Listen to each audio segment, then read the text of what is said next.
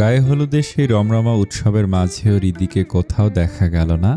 সবাই নিজের নিজের আনন্দ আর ব্যস্ততায় এতই মগ্ন যে রিদির অনুপস্থিতিটা কারোর চোখে ওভাবে ধরা পড়ল না। সবাই হয়তো ভাবছে রিদি আশেপাশে কোথাও আছে, কিন্তু সব থেকে অবাক করার বিষয় হলো খোদ শুভ্রের কোনো খবর নেই। সে বাড়ি থেকে কারোর সাথে কোনো কথা না বলে বেরিয়ে গেছে। অনেকক্ষণ পার হওয়ার পর নেহাদের বাড়ি থেকে জানানো হলো শুভ্র নাকি নেহার সাথে দেখা করতে গেছে। নেহাও নাকি বাড়ি থেকে একই কথা বলে বের হয়েছে। বিয়ের আগের মুহূর্তের এই লুকোচুরি দেখা করা নিয়ে দুই বাড়ির বড়রা খুব একটা উচ্চবাচ্য করলেন না। তারা বেশ প্রশ্রয়ের হাসি হাসলেন। শহরের এক অভিজাত রেস্টুরেন্টের নিরিবিলি কাপল সিটে বসে আছে শুভ্র আর নেহা। শুভ্রের ঠিক পাশেই ছায়ার মতো গম্ভীর হয়ে দাঁড়িয়ে আছে তার ব্যক্তিগত দেহরক্ষী ঈশান। শুভ্র একদম নিশ্চল পাথরের মতো বসে আছে। তার চোখের সে শীতল চাহনি রেস্টুরেন্টের এসির বাতাসকেও যেন আরও হিমশীতল করে দিচ্ছে। নেহার মুখে এক সিলতে বাঁকা হাসি। সে কফিতে আয়েশি চুমুক দিয়ে কিছুটা স্টাইল করে শুভ্রের চোখের দিকে তাকালো। তারপর ন্যাকামি মেশানো স্বরে বলল, উফ শুভ্র, এমন চুপ করে আসো কেন? হঠাৎ তুমি আমাকে এখানে ডাকলে কেন?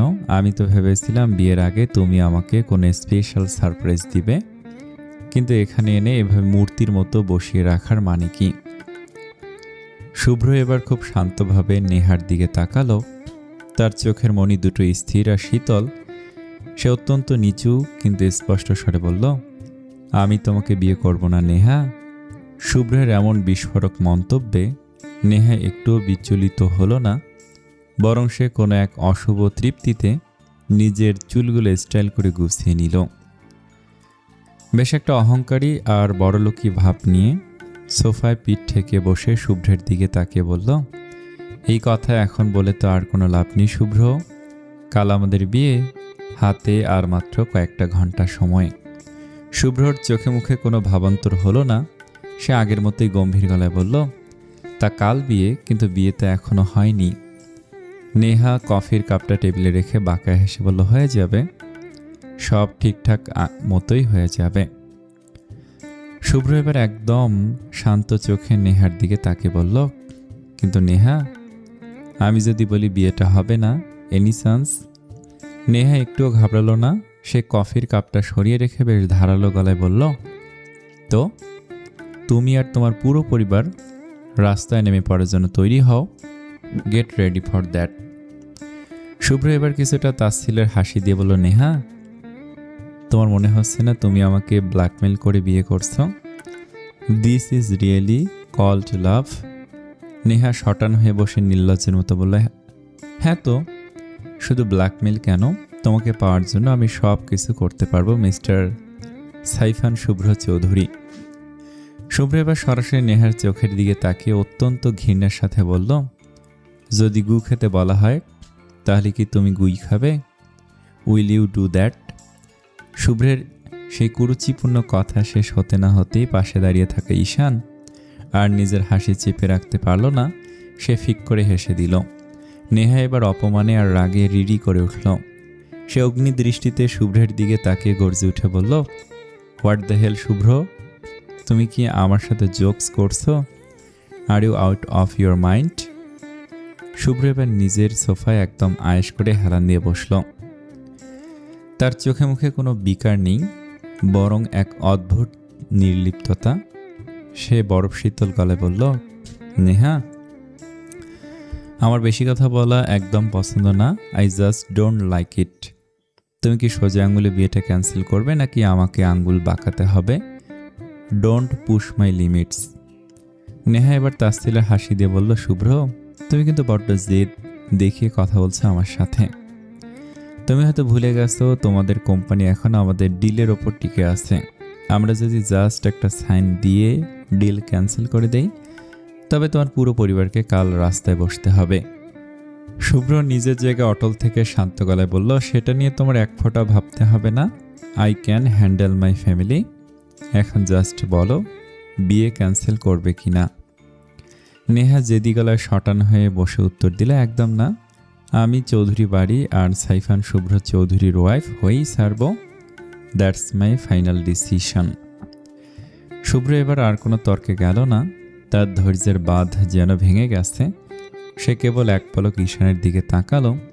সেই তীক্ষ্ণ আর সংকেতময় চাহনি দেখেই ঈশান বুঝে নিল বস এখন কি চাইছে। ঈশান এবার নিজের পকেট থেকে ফোন বের করে নেহার দিকে তাকিয়ে শান্ত অথচ গম্ভীর গলায় বলল, এক্সকিউজ মি ম্যাম, আপনার জন্য বস একটা স্পেশাল সারপ্রাইজ রেখেছে। যদি পারমিশন দেন তবে সারপ্রাইজটা আমি এখনই দেখাতে পারি। নেহা ভুরুকুচকে অবাক হয়ে ঈশানের দিকে তাকিয়ে বলল, কিসের সারপ্রাইজ? ঈশান এবার তার ফোনটা দ্রুত হাতে ঘেঁটে একটা ভিডিও প্লে করে সরাসরি নেহার চোখের সামনে ধরল।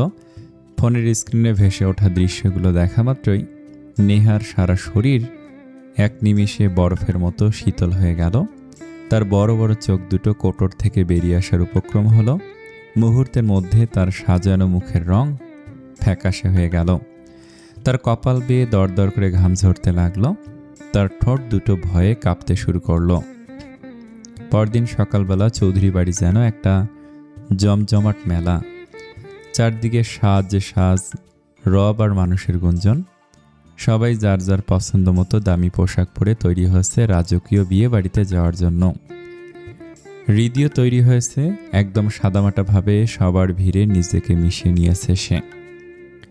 তার ভেতরটা যেন আগ্নেয়গিরির মতো ফেটে যাচ্ছে, কিন্তু অনেক কষ্টে সে নিজের মুখটাকে পাথরের মতো শান্ত রেখেছে। সে মনে মনে ঠিক করে নিয়েছে আজ বিয়ে বাড়ি থেকে ফিরে সে কাঁদবে, অনেক কাঁদবে। ততক্ষণ কাঁদবে যতক্ষণ না বুকের এই চিনচিনে ব্যথাটা একটু শান্ত হয়। কিন্তু অবাক করার বিষয় হলো, যার বিয়ে সেই বরেরই তো কোনো পাত্তা নেই। সকাল গড়িয়ে দুপুর হতে চলল, অথচ শুভ্র রুমের দরজা এখনো খোলেনি। সোহান চৌধুরী কয়েকবার গিয়ে দরজায় কড়া নেড়েছেন, কিন্তু ভেতর থেকে কোনো সাড়া শব্দ আসেনি। মেহমানরা সব রেডি, অনেকে তো গাড়িতে গিয়ে বসেও পড়েছে। আত্মীয় স্বজনরাও হলরুমে বসে অপেক্ষা করছে। হৃদি, শুভ্রা, পাখি আর মিহিদের সাথে এক কোনায় চুপচাপ দাঁড়িয়ে আছে। কারো মুখে কোনো কথা নেই। সোহান চৌধুরী হলরুম জুড়ে অস্থিরভাবে পায়চারি করছেন। তার গম্ভীর মুখ দেখে বোঝা যাচ্ছে তিনি কতটা রেগে আছেন। রাগে তার কপালটা কুঁচকে আছে। অনেকক্ষণ পর অবশেষে শুভ্র রুম থেকে বের হলো। শুভ্রকে সিঁড়ি দিয়ে নামতে দেখে শুভ্রা উত্তেজিত হয়ে চিল্লিয়ে উঠল, ওই তো ভাইয়া আসছে। সবাই একযোগে সিঁড়ির দিকে তাকালো, কিন্তু পরক্ষণে উপস্থিত সবাই যেন একটা বড়সড় শক খেল। যেখানে শুভ্রর পরনে থাকার কথা জমকালো শেরওয়ানি, সেখানে সে একটা সাদা ধবধবে সাধারণ শার্ট আর নীল ট্রাউজার পরে নামছে। চুলগুলো হালকা ভেজা, যা কিছুটা অবাধ্যভাবে তার কপালের ওপর লেপ্টে আছে। তার চোখে মুখে কোনো উত্তেজনা নেই, বরং এক অদ্ভুত আর রহস্যময় প্রশান্তি খেলা করছে। শুভ্র সোজা গিয়ে নেচে নেমে কারো দিকে এক পলক না তাকিয়ে ডাইনিং টেবিলের চেয়ার টেনে বসল। তারপর সাহেরা চৌধুরীর উদ্দেশ্যে খুব স্বাভাবিক গলায় বলল, আম্মু খিদে পেয়েছে, খেতে দাও। পুরো হলরুমে এক পিনপিতন নীরবতা নেমে এলো। সবাই একে অপরের মুখের দিকে তাকাচ্ছে। বিয়ের লগ্ন পার হয়ে যাচ্ছে, বরযাত্রী যাওয়ার সময় হয়ে গেছে, আর বর এখন খেতে চাইছে, তাও আবার এই সাদামাটা পোশাকে। সাহেরা চৌধুরী কথা বাড়ালেন না, তিনি তড়িঘড়ি করে শুভ্রর সামনে খাবার বেড়ে দিলেন। শুভ্র যেন চারপাশের এই হাহাকার আর উত্তেজনা থেকে অনেক দূরে সে বেশ আয়েশ করে নিঃশব্দে খেতে লাগলো। এতক্ষণ সোহান চৌধুরী দাঁতে দাঁত চেপে নিজেকে সামলে রাখলেও শুভ্রর এই চরম নির্লিপ্ততা দেখে তিনি আর ধৈর্য রাখতে পারলেন না। তিনি হনহন করে শুভ্রর পাশে এসে দাঁড়ালেন এবং কর্কশ কণ্ঠে ধমক দিয়ে বললেন, শুভ্র, তুই কি ছোট বাচ্চা যে তোকে বুঝিয়ে বলতে হবে বিয়ের দিন বরের কি করতে হয়? What is wrong with you? আমরা সবাই যে এখানে তৈরি হয়ে দাঁড়িয়ে আছি সেটা কি তোর চোখে পড়ে না? তোর আজ বিয়ে আর তুই এত স্বাভাবিক আচরণ করছিস কিভাবে? বাবার এক নাগাড়ে ধেয়ে আসা এতগুলো প্রশ্নের মুখেও শুভ্র একটু ঘাবড়ালো না। সে খুব স্থিরভাবে তার প্লেট থেকে এক লোকমা মুখে তুলে নিল। তারপর বাবার দিকে না তাকিয়ে অত্যন্ত শান্ত স্বরে বলল, আব্বু, আপনি তো শিখিয়েছেন খাওয়ার সময় কথা বলতে নেই।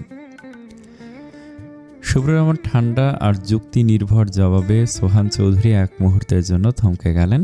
তার চোয়াল শক্ত হয়ে এলো। তিনি আবারও গর্জে উঠে বললেন, শুভ্র, তুই ভুলে যাচ্ছিস আজ তোর বিয়ে। শুভ্র এবার কোনো উত্তর দিল না। সে নির্বিকার চিত্তে খাবার চিবোতে লাগলো। পরিস্থিতি ক্রমশ হাতের বাইরে চলে যাচ্ছে দেখে সাহেরা চৌধুরী তাড়াতাড়ি সোহান চৌধুরীর কাছে এসে নরম সুরে বললেন, আপনি একটু শান্ত হন, ও খাওয়া শেষ করে রেডি হতে যাচ্ছে।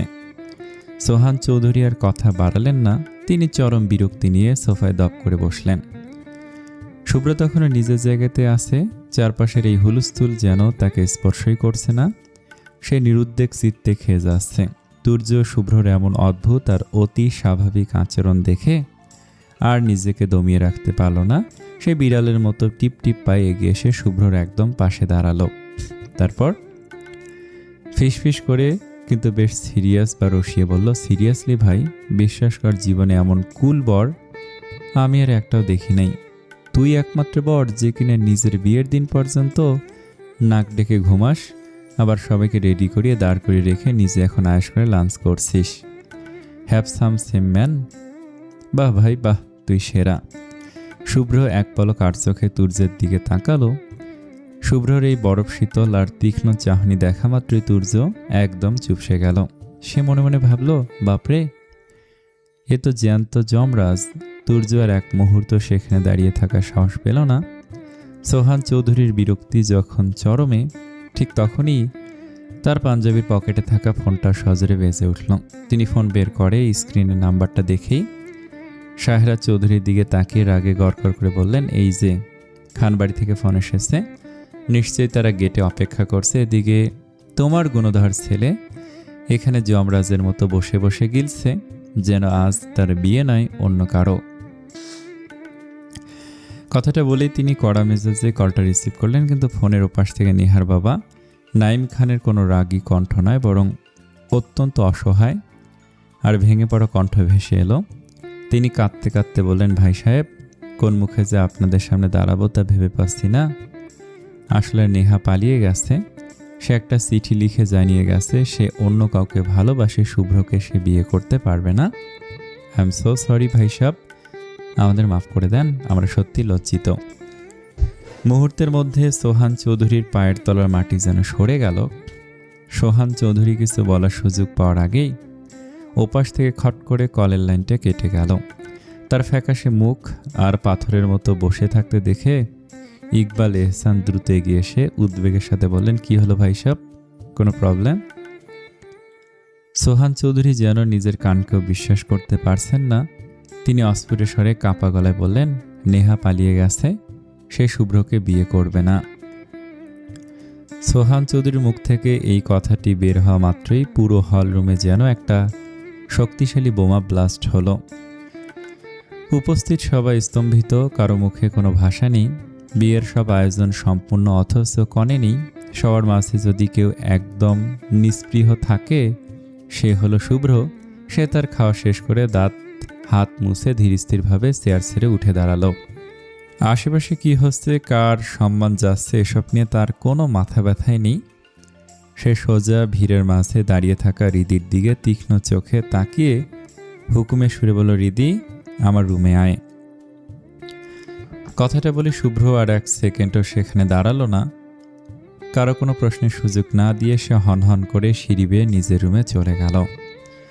শুভ্রর এই অদ্ভুত আচরণ আর নেহার পালিয়ে যাওয়ার খবর সব মিলিয়ে চৌধুরী বাড়ির পরিবেশ এখন থমথমে। এদিকে হৃদি শুভ্রর হঠাৎ এমন ডাকে একদম কুঁকড়ে গেল। তার আত্মা কেঁপে উঠল বললেও কম বলা হবে। এই পরিস্থিতির মাঝে শুভ্র তাকে হঠাৎ কেন ডাকল? তবে মনে মনে এক অদ্ভুত প্রশান্তি যেন হৃদির সারা শরীরে বয়ে যাচ্ছে। নেহা পালিয়ে গেছে, তার মানে আজ আর বিয়ে হচ্ছে না, বউ ছাড়া তো আর বিয়ে সম্ভব না। এই আনন্দটা যেন বাঁধ মানছে না হৃদির মনে। তার ওপর ইচ্ছে করছে খুশিতে হাত পা ছুঁড়ে নাচতে, কিন্তু শুভ্রর এই গম্ভীর ডাকটা মাথায় আসতেই তার সবটুকু আনন্দ আবার ভয়ে রূপ নিল। লন্ডন মানেই এক মায়াবী কুয়াশা আর ঝিরঝিরে বৃষ্টি শহর। চারদিকে ভিক্টোরিয়ান আমলের কারুকাজ করা পাথুরে দালান, আর তার মাঝখান দিয়ে এঁকে বেঁকে বয়ে চলেছে টেমস নদী।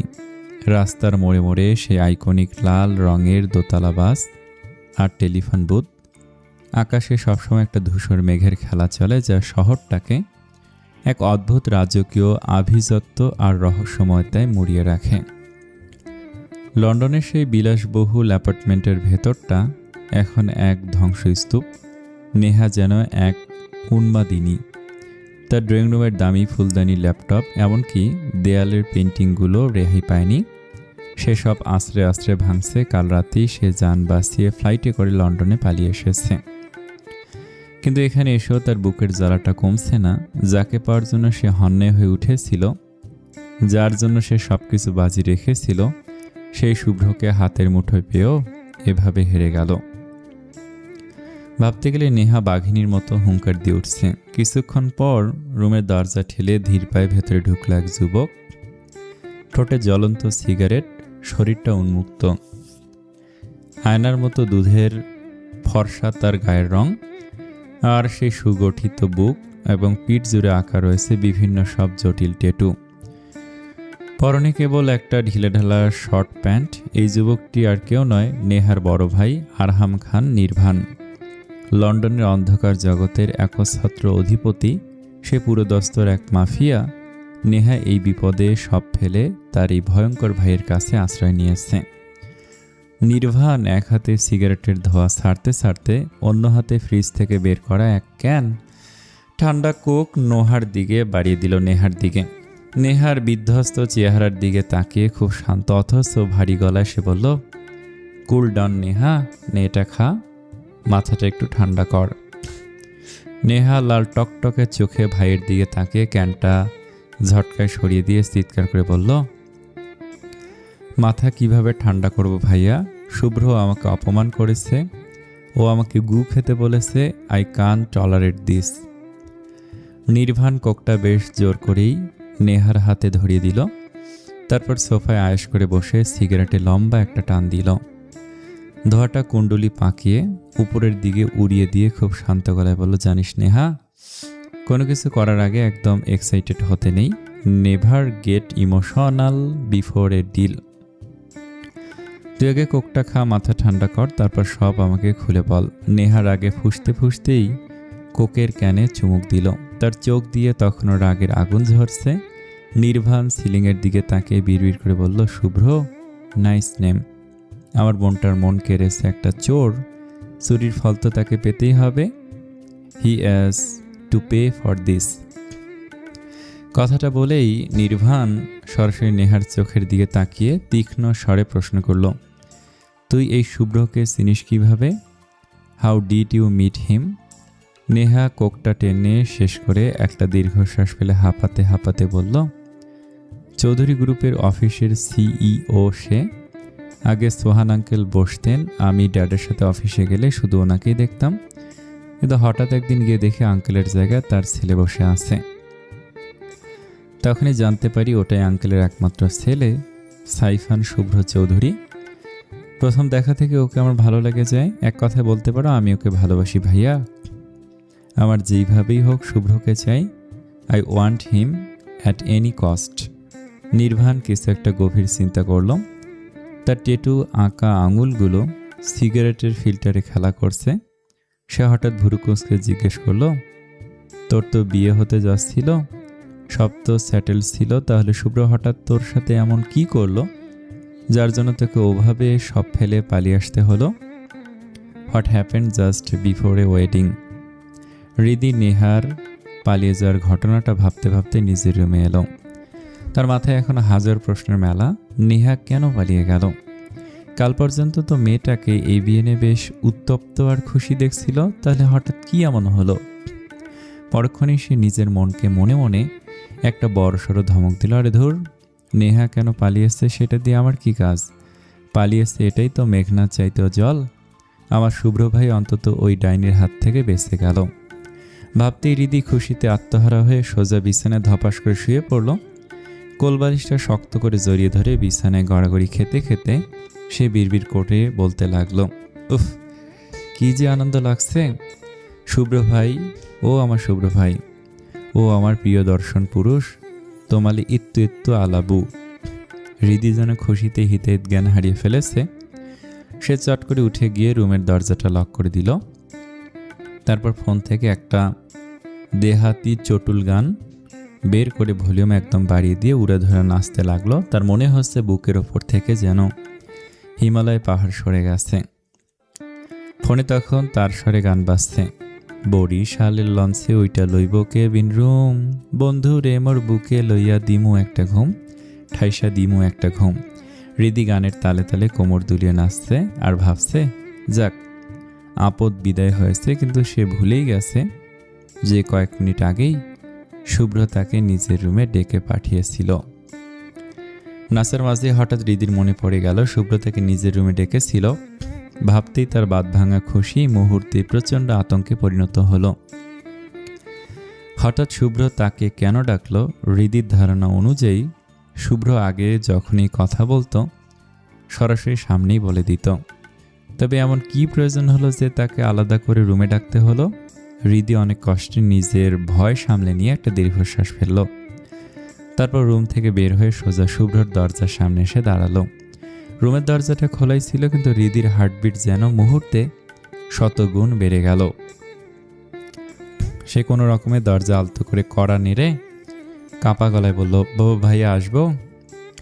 ভেতর থেকে শুভ্রর এই অতি পরিচিত গম্ভীর কণ্ঠ ভেসে এলো, কামিন। হৃদি পা টিপে টিপে রুমে প্রবেশ করলো, কিন্তু রুমে ঢোকা মাত্রই তার চোখ দুটো রসগোল্লার মতো বড় বড় হয়ে গেল। তার পুরো শরীর যেন এক পলকে পাথর হয়ে গেল। কারণ সোফায় এক পায়ের ওপর অন্য পা তুলে আয়েশ করে বসে শুভ্র একটা ডায়েরি পড়ছে। আর সেই ডায়েরিটা অন্য কারো নয়, স্বয়ং হৃদির। যে ডায়েরিতে সে তার জীবনের সব গোপন কথা আর শুভ্রর প্রতি তার জমানো ভালোবাসার কথা লিখে রেখেছিল। হৃদির নিঃশ্বাস যেন বন্ধ হয়ে আসছে। এই ডায়েরি শুভ্র কোথায় পেল? শুভ্রর চোখে মুখে কোনো প্রতিক্রিয়া নেই। সে অত্যন্ত গম্ভীর মুখে ডায়েরির পাতাগুলো উল্টাচ্ছে আর বিড়বিড় করে পড়ছে। হৃদি আতঙ্কে আর তার জামার দুই পা শক্ত করে খামছে ধরল। তার মনে হচ্ছে পায়ের তলার মাটি এখনই সরে যাবে। বেশ কিছুক্ষণ পর শুভ্র ধীরে ধীরে সোফা ছেড়ে উঠে দাঁড়ালো। শুভ্রর উঠে আসা দেখে হৃদির বুকটা ধক করে উঠল। শুভ্র সরাসরি হৃদির একদম সামনে এসে দাঁড়ালো। তারপর দীর্ঘক্ষণ কোনো কথা না বলে কেবল হৃদির মুখের দিকে স্থির দৃষ্টিতে তাকিয়ে রইল। হৃদি ভয়ে চোখ নামিয়ে ফেলল, তার হাঁটু কাঁপছে। এইভাবে অনেকটা সময় কেটে গেল। তারপর শুভ্র একদম নিচু স্বরে কিন্তু তীক্ষ্ণ গলায় প্রশ্ন করল, ভালোবাসিস আমাকে? বিদ্যুৎ স্পৃষ্টে হওয়ার মতো চমকে উঠল হৃদি। তার আর বুঝতে বাকি রইল না যে শুভ্র সবকিছু জেনে গেছে, আর জানবেই না কেন। এই ডায়েরিটা তো আগাগোড়া শুভ্রকে নিয়ে লেখা। যে কেউ ডায়েরিটা পড়লে মুহূর্তেই সব জেনে যাবে। হৃদি চোখ বন্ধ করে ঘন ঘন শ্বাস নিতে লাগলো। সে ভাবল শুভ্র যেহেতু জেনেই গেছে আর সেও যেহেতু শুভ্রকে পাগলের মতো ভালোবাসে, তবে আজ লুকাবে কেন? এই শেষবেলা নিখুঁত সত্যটা সামনে আসাই ভালো। কথাগুলো ভেবে হৃদি নিজের সবটুকু সাহস সঞ্চার করে হুট করে চোখ খুলে সরাসরি শুভ্রর চোখের দিকে তাকালো। তারপর বেশ উঁচু গলায় স্বীকার করলো, হ্যাঁ। শুভ্র আর কোনো কথা বলল না। সে পাথর কুঁদা মূর্তির মতো এক দৃষ্টিতে হৃদির দিকে তাকিয়ে রইল। শুভ্রর চোখের ভাষা হৃদি ঠিক বুঝতে পারছে না। সে শুধু দেখছে শুভ্র খুব গভীর আর রহস্যময় চোখে তার দিকে তাকিয়ে আছে। দুজনেই দুজনের দিকে তাকিয়ে এভাবে বেশ কিছুক্ষণ কাটিয়ে দিল। অনেকটা সময় পর শুভ্র সোফায় রাখা ডায়েরিটা হাতে তুলে নিল। হৃদি এক মুহূর্তের জন্য ভাবল শুভ্র হয়তো ডায়েরিটা তাকে ফেরত দেবে, কিন্তু না। শুভ্র ডায়েরিটা শক্ত করে ধরে কয়েকটা পাতা টান দিয়ে ছিঁড়ে টুকরো টুকরো করে ফেলল। তারপর পকেট থেকে লাইটার বের করে এক ঝটকায় ডায়েরির শেষ কোণায় আগুন ধরিয়ে দিল। ডায়েরিটা দাউ দাউ করে আগুনের লেলিহান শিখায় পুড়তে লাগলো। মুহূর্তে হৃদির চোখ যেন কপালে উঠে গেল। তার চোখের সামনে শুভ্রকে নিয়ে লেখা হাজারো স্মৃতি, শত শত নির্ঘুম রাতের জমানো অনুভূতিগুলো ছাই হয়ে যাচ্ছে। হৃদির মনে হলো শুধু ডায়েরি নয়, শুভ্র যেন তার কলিজাটাকেই পুড়িয়ে দিচ্ছে। শুভ্র অত্যন্ত নির্লিপ্ত মুখে সে আগুনের শিখার দিকে তাকিয়ে রইল, যেন এক পরম তৃপ্তিতে সে হৃদির অস্তিত্বকে পুড়িয়ে ধ্বংস করছে। অগ্নিশিখার লালচে আভা হৃদির ফ্যাকাশে মুখে এসে পড়ছে।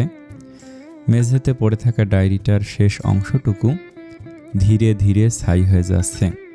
শুভ্র পকেটে হাত দিয়ে পাথরের মতো দাঁড়িয়ে কণ্ঠস্বর হিমশীতল বাতাসের মতো ঘরের স্তব্ধতা ভেঙে দিয়ে বলল, দেখ হৃদি, আমি সাধারণ মানুষের মতো নাটক করে বলবো না যে তোকে ভালোবাসি না কিংবা তুই আমার যোগ্য নস। আমি জাস্ট তোকে শেষবারের মতো ওয়ার্নিং দিচ্ছি, এসব আদিক্ষেতা যেন আমি কখনো না দেখি। Stop this madness right here. শুভ্রর এই অবজ্ঞা হৃদির বুকের গভীরে তীরের মতো বিঁধল। সেজন্য নিজের বোধ শক্তি হারিয়ে ধপ করে সেই জ্বলন্ত ডায়েরিটার পাশে হাঁটু গেড়ে বসে পড়ল। আগুনের তাপে হৃদির চোখে জল এলেও সে পলক ফেলল না। অবাধ্য দৃষ্টিতে পুড়তে থাকা কাগজের টুকরোগুলোর দিকে তাকিয়ে সে বলতে লাগলো, শুভ্র ভাই, এই ডায়েরিটা তো স্রেফ কয়েকটা সাধারণ কাগজ ছিল, কিন্তু আপনার নামটা যে আমার হৃদয়ের রন্ধ্রে রন্ধ্রে খোদাই করা। এখন কি এই জীবন্ত হৃদয়টাকেও এই ডায়েরির মতো পুড়িয়ে ছাই করে দিতে পারবেন? আপনার অস্তিত্ব যে আমার প্রতিটি নিঃশ্বাসের সাথে মিশে গেছে। এখন কি এই কাগজের মতো আমার মনটাকেও ছিঁড়ে টুকরো টুকরো করে বাতাসে উড়িয়ে দিতে পারবেন? শুনুন শুভ্র ভাই, আমি এ ছাই হয়ে যাওয়া ডায়েরি দেখে রাগে বা অভিমানে দাঁড়িয়ে এটা বলবো না যে আপনাকে আর বিরক্ত করব না, আপনাকে ভুলে যাব, এমন মিথ্যে প্রতিশ্রুতিও দেব না। কারণ ভালোবাসা যদি সত্যি ভালোবাসার মতো হয় তবে তাকে উপড়ে ফেলার সাধ্য কারো নেই।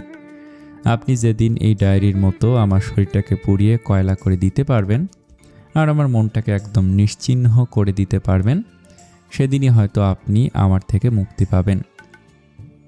আমি জানি আপনি সেটা পারবেন না, কারণ ডায়েরির প্রাণ নেই, তার কোনো অনুভূতি নেই, কিন্তু আমার আছে। আর আমাকে ওসব শেষ করে দিলে আমি তো আর এই পৃথিবীতে থাকবো না। তাই আমার এই মাটির দেহটা মিশে যাওয়ার আগে এই অস্তিত্ব জুড়ে শুধু একটা নামই ধ্বনিত হবে, আর সেই নামটা হলো সাইফান শুভ্র চৌধুরী। শুভ্রর চোয়াল শক্ত হয়ে এলো, সেজন্য নিজের অজান্তেই এক পা পিছিয়ে গেল। হৃদির গলার স্বরে এমন এক অদ্ভুত তেজ আর হাহাকার ছিল যা শুভ্রকে মুহূর্তের জন্য দিশেহারা করে দিল। সে অবজ্ঞার হাসি হাসার চেষ্টা করে বলল, ভালোবাসা মানে কি সেটা বোঝার বয়স কি তোর হয়েছে? এই যে তো লম্বা চড়া কথা বলি, এসবের মানে জানিস? হৃদি এবার ভিজে চোখে কিন্তু অত্যন্ত দৃঢ়ভাবে শুভ্রর চোখের দিকে তাকালো। তার কণ্ঠে তখন দহনের তীব্রতা। ভালোবাসা কি তার কোনো আভিধানিক মানে আমার কাছে নেই, তবে আমার কাছে ভালোবাসা মানে এক অদ্ভুত যন্ত্রণা। আপনাকে দেখলে আমার হৃৎপিণ্ডটা অবাধ্য হয়ে ওঠে। আপনার সামনে দাঁড়ালে ভয়ে শরীর কাঁপলেও হৃদয়ের কোনায় কোন এক অদ্ভুত প্রশান্তি নামে। কিন্তু যখন দেখি অন্য কোনো নারী আপনার বাহুলগ্নে হতে চাইছে, তখন আমার এই কলিজাটা পুরো খাক হয়ে যায়। জানেন কেমন কষ্ট হয় সেটা? একটা ডুবন্ত মানুষ অক্সিজেন ছাড়া যেমন একটুখানি নিঃশ্বাসের জন্য ছটফট করে, ঠিক তেমনটাই আমার অবস্থা হয়। এই তীব্র দহনে লোকে কি বলে আমার জানা নেই, তবে আমি এই দহনটাকে আমার ভালোবাসা মনে করি, আর সেই ভালোবাসাটাই শুধু আপনার জন্য। হৃদির এই পাগলামি আর চোখের এই অবাধ্য সত্যের দিকে তাকে শুভ্র নিজেকে সামলাতে পারল না। সে বুঝতে পারছে এই চোখের দিকে বেশিক্ষণ তাকিয়ে থাকলে তার দীর্ঘদিনের গড়ে তোলা পাথরের দেয়ালটা ধসে পড়বে।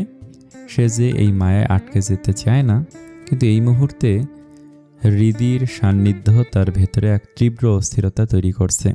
শুভ্র চোখ বন্ধ করে নিজের হাতের মুঠো শক্ত করল, তারপর দাঁতে দাঁত চেপে গম্ভীর স্বরে বলল, বেরিয়ে যা আমার রুম থেকে, আজ থেকে আমার সামনে কখনো আসবি না তুই। শুভ্রর এই কর্কশ কণ্ঠস্বরে হৃদি ভয় পেয়ে পিছিয়ে যাওয়ার বদলে যেন আরও সাহসী হয়ে উঠল।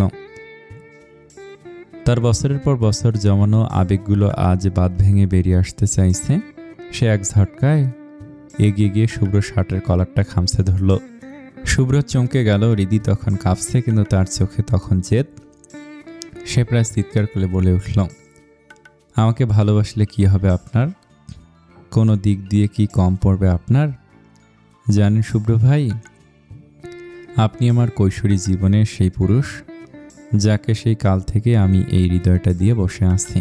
আমি এতদিন চুপচাপ সব সহ্য করেছি, কারণ আপনি বরাবরই গাম্ভীর্য নিয়ে থাকতেন। আমি ভয় পেতাম, মনে মনে ভেবেছিলাম একদিন ঠিক সাহস করে বলবো, কিন্তু হঠাৎ আপনার বিয়ে হয়ে গেল। আমার সব সাহস নিমিষে শেষ হয়ে গিয়েছিল। আপনার যদি সত্যি আজ বিয়ে হয়ে যেত, তবে এই রিদি নামক মেয়েটা নির্ঘাত পাগল হয়ে যেত। কোনো একদিন হয়তো আপনি আমাকে রাস্তায় ধরে পাগল বেশে দেখতে পেতেন। আমি মিথ্যে বলছি না শুভ্র ভাই, আমি সত্যি আপনাকে ভালোবাসি। হৃদির কথা শুনে শুভ্রর ভেতরে সেই বাঁধটা যেন মুহূর্তে মরমর করে ভেঙে পড়ল। সে যে দুর্বলতাকে লুকিয়ে রাখার জন্য এতদিন পাথরের দেয়াল তুলেছিল, হৃদি যেন ঠিক সেই দেয়ালই বারবার আছড়ে পড়ছে। তবু অনেক কষ্টে নিজেকে সামলে নিয়ে ভেতরের অস্থিরতা এবার এক অদ্ভুত হিংস্র রূপ নিয়ে এলো। সে এক ঝটকায় হৃদিকে সজোরে ধাক্কা মেরে সরিয়ে দিল। হৃদি অপ্রস্তুত অবস্থায় মেঝের ওপর আছড়ে পড়ল। শুভ্র রাগের চোটে বেশ হাঁপাচ্ছে, তার বুকের পাটা দ্রুত ওঠানামা করছে। সে রক্তচক্ষু নিয়ে হৃদির দিকে তাকে গর্জে উঠল, অনেক বলেছিস তুই, বড্ড বেশি বেড়ে গেছিস। দুদিন একটু সহজভাবে কথা বলেছি দেখে তুই মাথায় চড়তে চাইছিস। দেখ হৃদি, আমার তর্ক করা একদম পছন্দ না, বের হ আমার রুম থেকে, তোকে জাস্ট আমার সহ্য হচ্ছে না। হৃদি ব্যথায় কুঁকড়ে গেলেও মুহূর্তেই মেঝে থেকে উঠে দাঁড়ালো। তার চোখে তখন অশ্রু আর জেদ মিলেমিশে একাকার। সে আবারও শুভ্রর একদম সামনে এসে চোখে চোখ রেখে দাঁড়ালো। তার কণ্ঠে তখন এক অদ্ভুত কাঁপন, কিন্তু কথাগুলো আগুনের মতো উত্তপ্ত। সে বলতে লাগলো, মানুষ তাড়াতে পারবেন শুভ্র ভাই, কিন্তু এই হৃদয়ে যা আপনি রাজত্ব করছেন তাকে কিভাবে আলাদা করবেন? একটা মানুষ অন্য কোনো সাধারণ জায়গায় থাকে না যে তাকে তাড়িয়ে দিলেই সে চলে যাবে আর সব শেষ হয়ে যাবে। একটা মানুষ হৃদয়ে থাকে, আর সেই হৃদয়টাই তো মানুষের ভিতরে বুকের পাঁজরে থাকে। তাহলে আমি চলে গেলে সেই হৃদয়টা তো আমার সাথেই যাবে, আর ওই হৃদয়ই তো আছেন আপনি। তাহলে কিভাবে আপনার কথা না বলে থাকবো? হৃদয় যেখানে আপনার জন্য উথাল পাথাল করে, সেখানে কিভাবে নিজেকে ঠিক রাখবো? পারবো না আমি।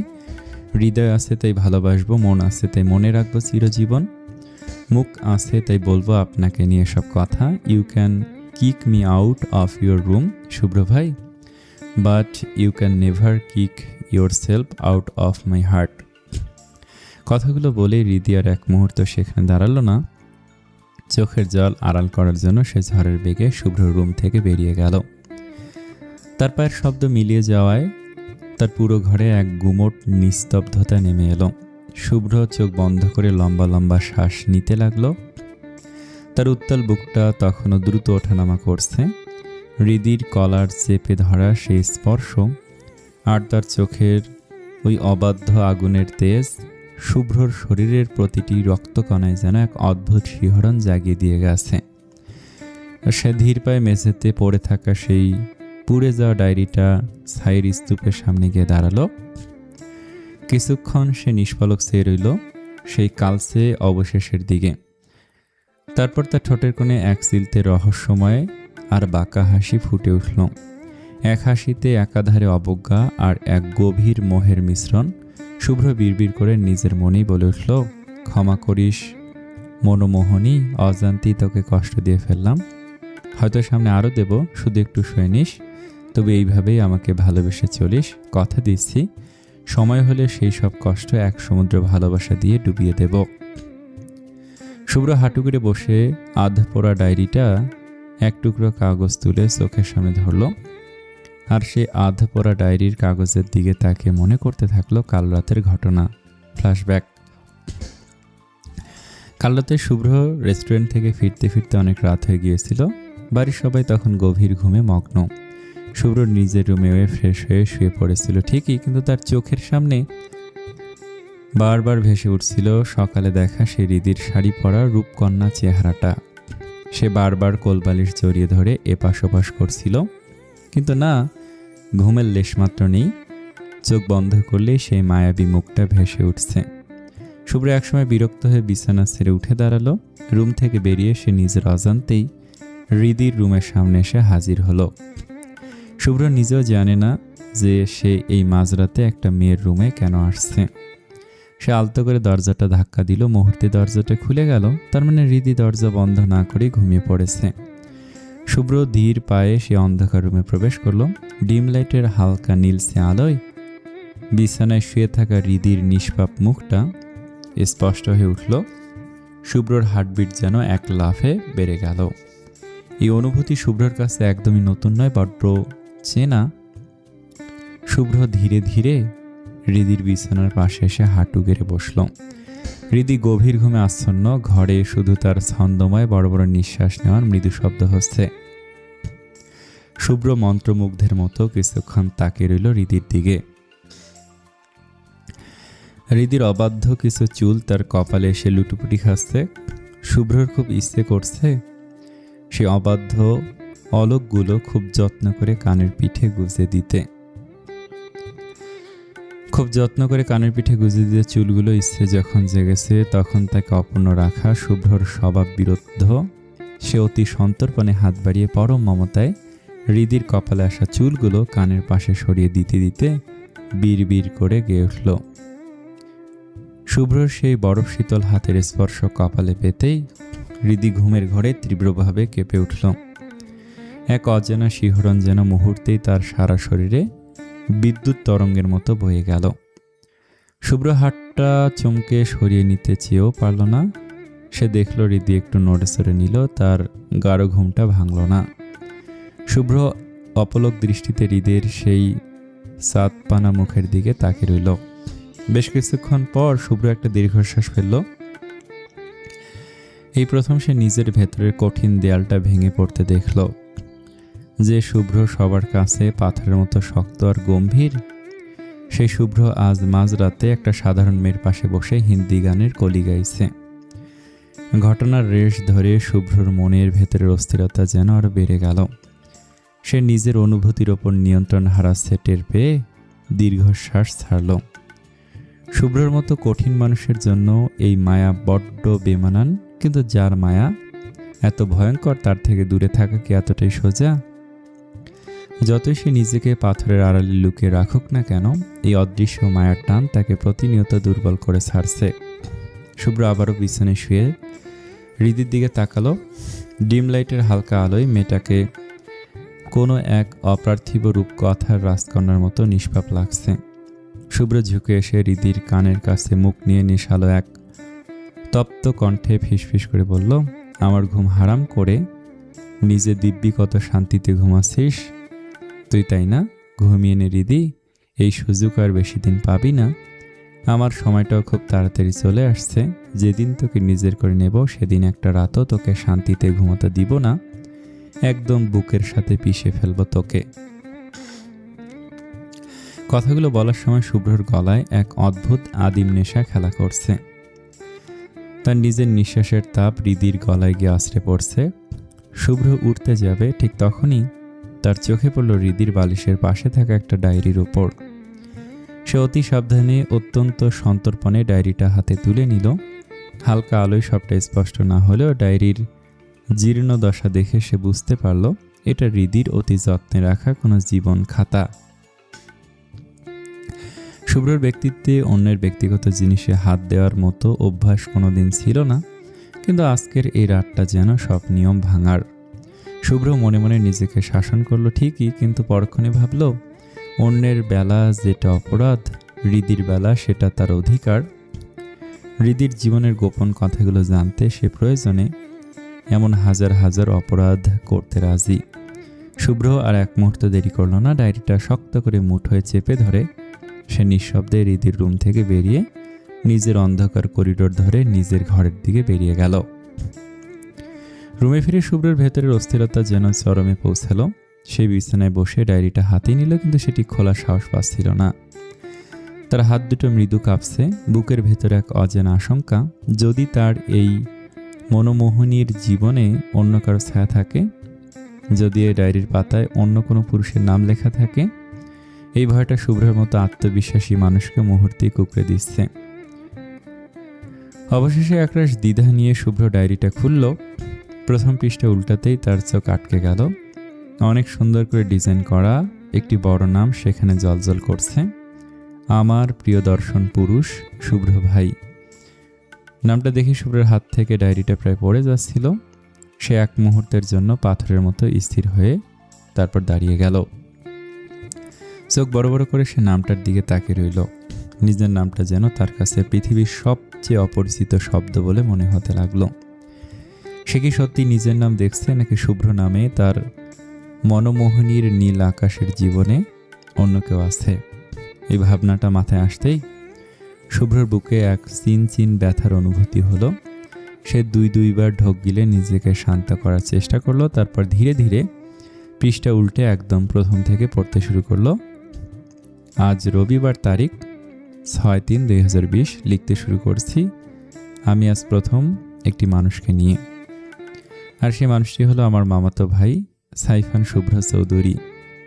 যদিও আমার লেখার বিন্দুমাত্র ইচ্ছে ছিল না, তবুও এই অবাধ্য হৃদয়টা নিজেকে সামলাতে পারল না। তার জমানো অনুভূতিগুলো আজ কলমের কালি দিয়ে কাগজের বুকে প্রকাশ করতে চাইল। আমার কেমন জানি লাগে শুভ্র ভাইকে দেখলে। তাকে দেখলে আমার হার্টবিট বেড়ে যায়, বড্ড ভয় লাগে, কিন্তু ঠিক পরক্ষণেই কোথাও যেন এক অদ্ভুত শান্তি খুঁজে পাই। এই অনুভূতিকে কি ভালোবাসা বলে? আমি বেশ কিছুদিন ধরে শুভ্র ভাইকে দেখলে এমন অনুভব করি। আচ্ছা, এই অনুভূতির কি নাম দেয়া যায়? যেহেতু আমার শুভ্র ভাইকে অদ্ভুতভাবে ভালো লাগছে, তাই প্রথম নামটাই তাকে আমার পছন্দের সাথে মিলিয়ে রাখলাম, আমার প্রিয় দর্শন পুরুষ শুভ্র ভাই। এভাবেই শুভ্র একের পর এক পৃষ্ঠা উল্টিয়ে পড়তে লাগলো। সময় যেন থমকে গেছে, যতই পড়ছে ততই পড়ার তৃষ্ণা বাড়ছে। দীর্ঘক্ষণ পর ডায়েরিটা শেষ করে শুভ্র একদম স্তব্ধ হয়ে গেল।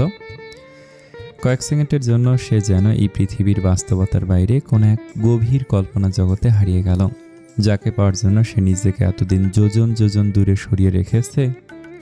অবাধ্য মনটাকে পাথরের মতো শক্ত করে শাসন করেছে। সেই মানুষটি কিনা গোপনে তাকে ঘিরে ঘর বাঁধার স্বপ্ন বুনেছে। তাকে ঘিরে হৃদির নীল আকাশের সবটা রং সাজানো।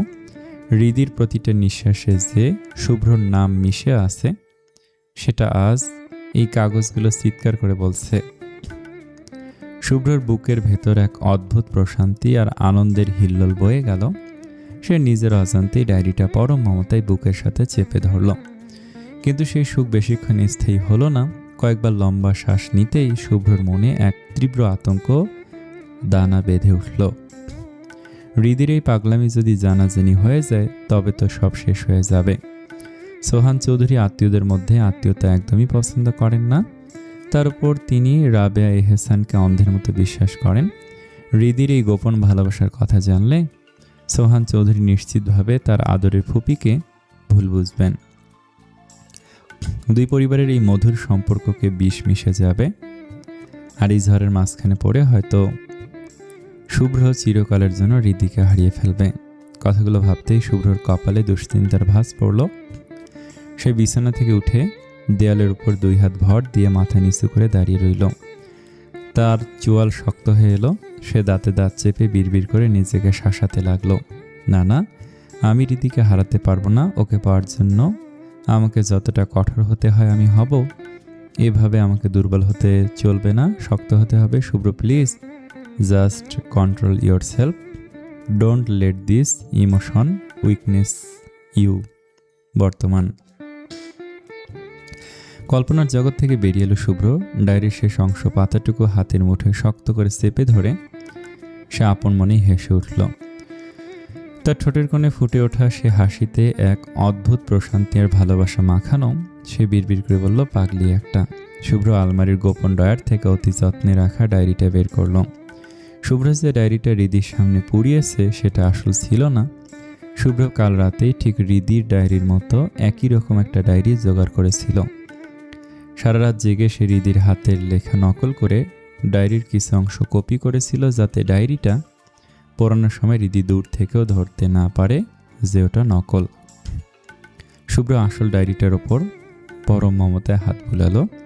ডায়েরির প্রতিটি ভাঁজে যেন হৃদির জমানো দীর্ঘশ্বাস আর ভালোবাসার ঘ্রাণ লেগে আছে।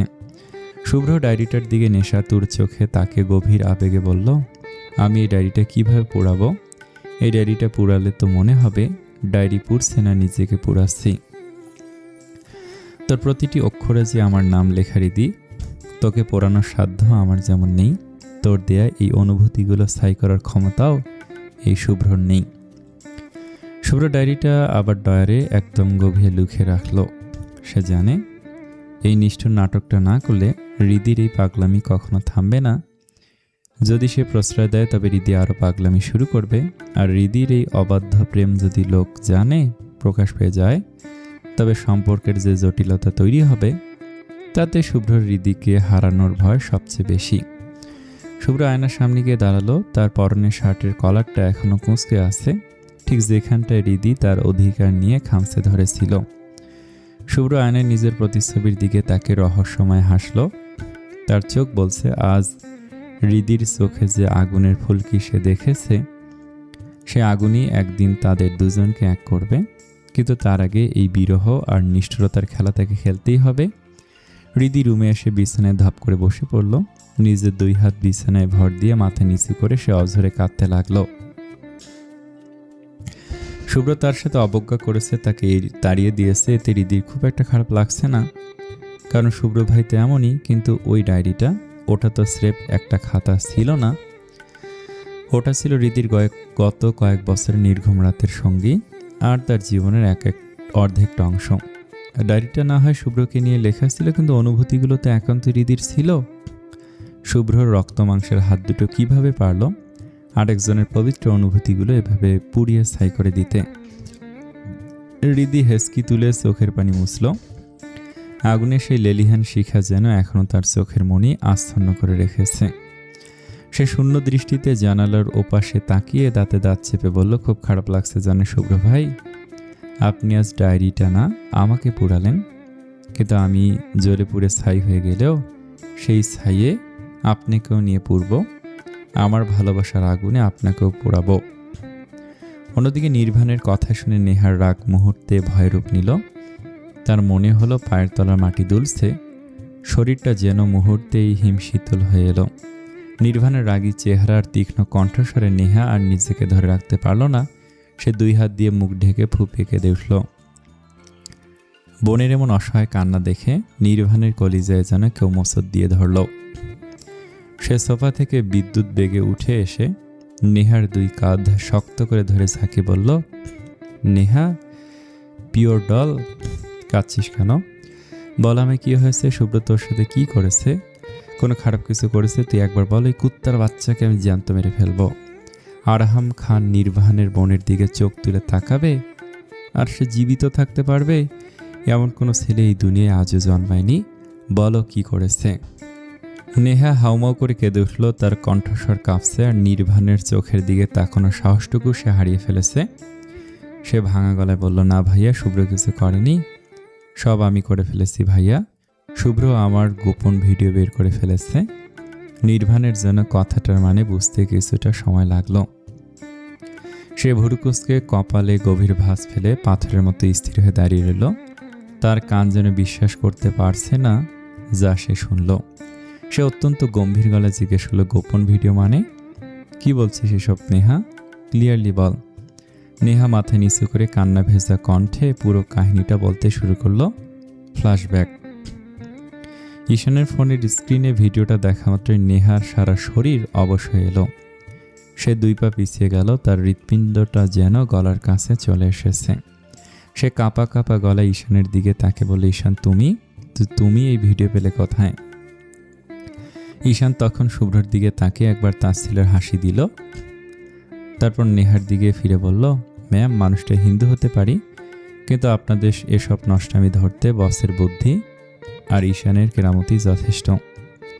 বলাই হয়নি ঈশান হিন্দু, আর এই হিন্দু ছেলেটা শুভ্রর মতো একজন নিষ্ঠাবান মুসলমানের সাথে কিভাবে এমন অটুট বন্ধুত্ব ও বিশ্বস্ততায় জড়িয়ে গেল তা সময়ের সাথে জানা যাবে। ঈশানের কথা শুনে নেহা মরিয়া হয়ে শুভ্রর দিকে তাকালো। সে কান্নায় ভেঙে পড়ে বলল, বিশ্বাস করে শুভ্র, আমি এটা ইচ্ছে করে করিনি। আসলে একটা পার্টি ছিল, ও আমার ফ্রেন্ড ফারহান। সেদিন আমরা দুজনে অনেক বেশি ড্রিঙ্ক করে ফেলেছিলাম। আমাদের মধ্যে যে কি হয়ে গিয়েছিল আমরা নিজেরাও জানি না।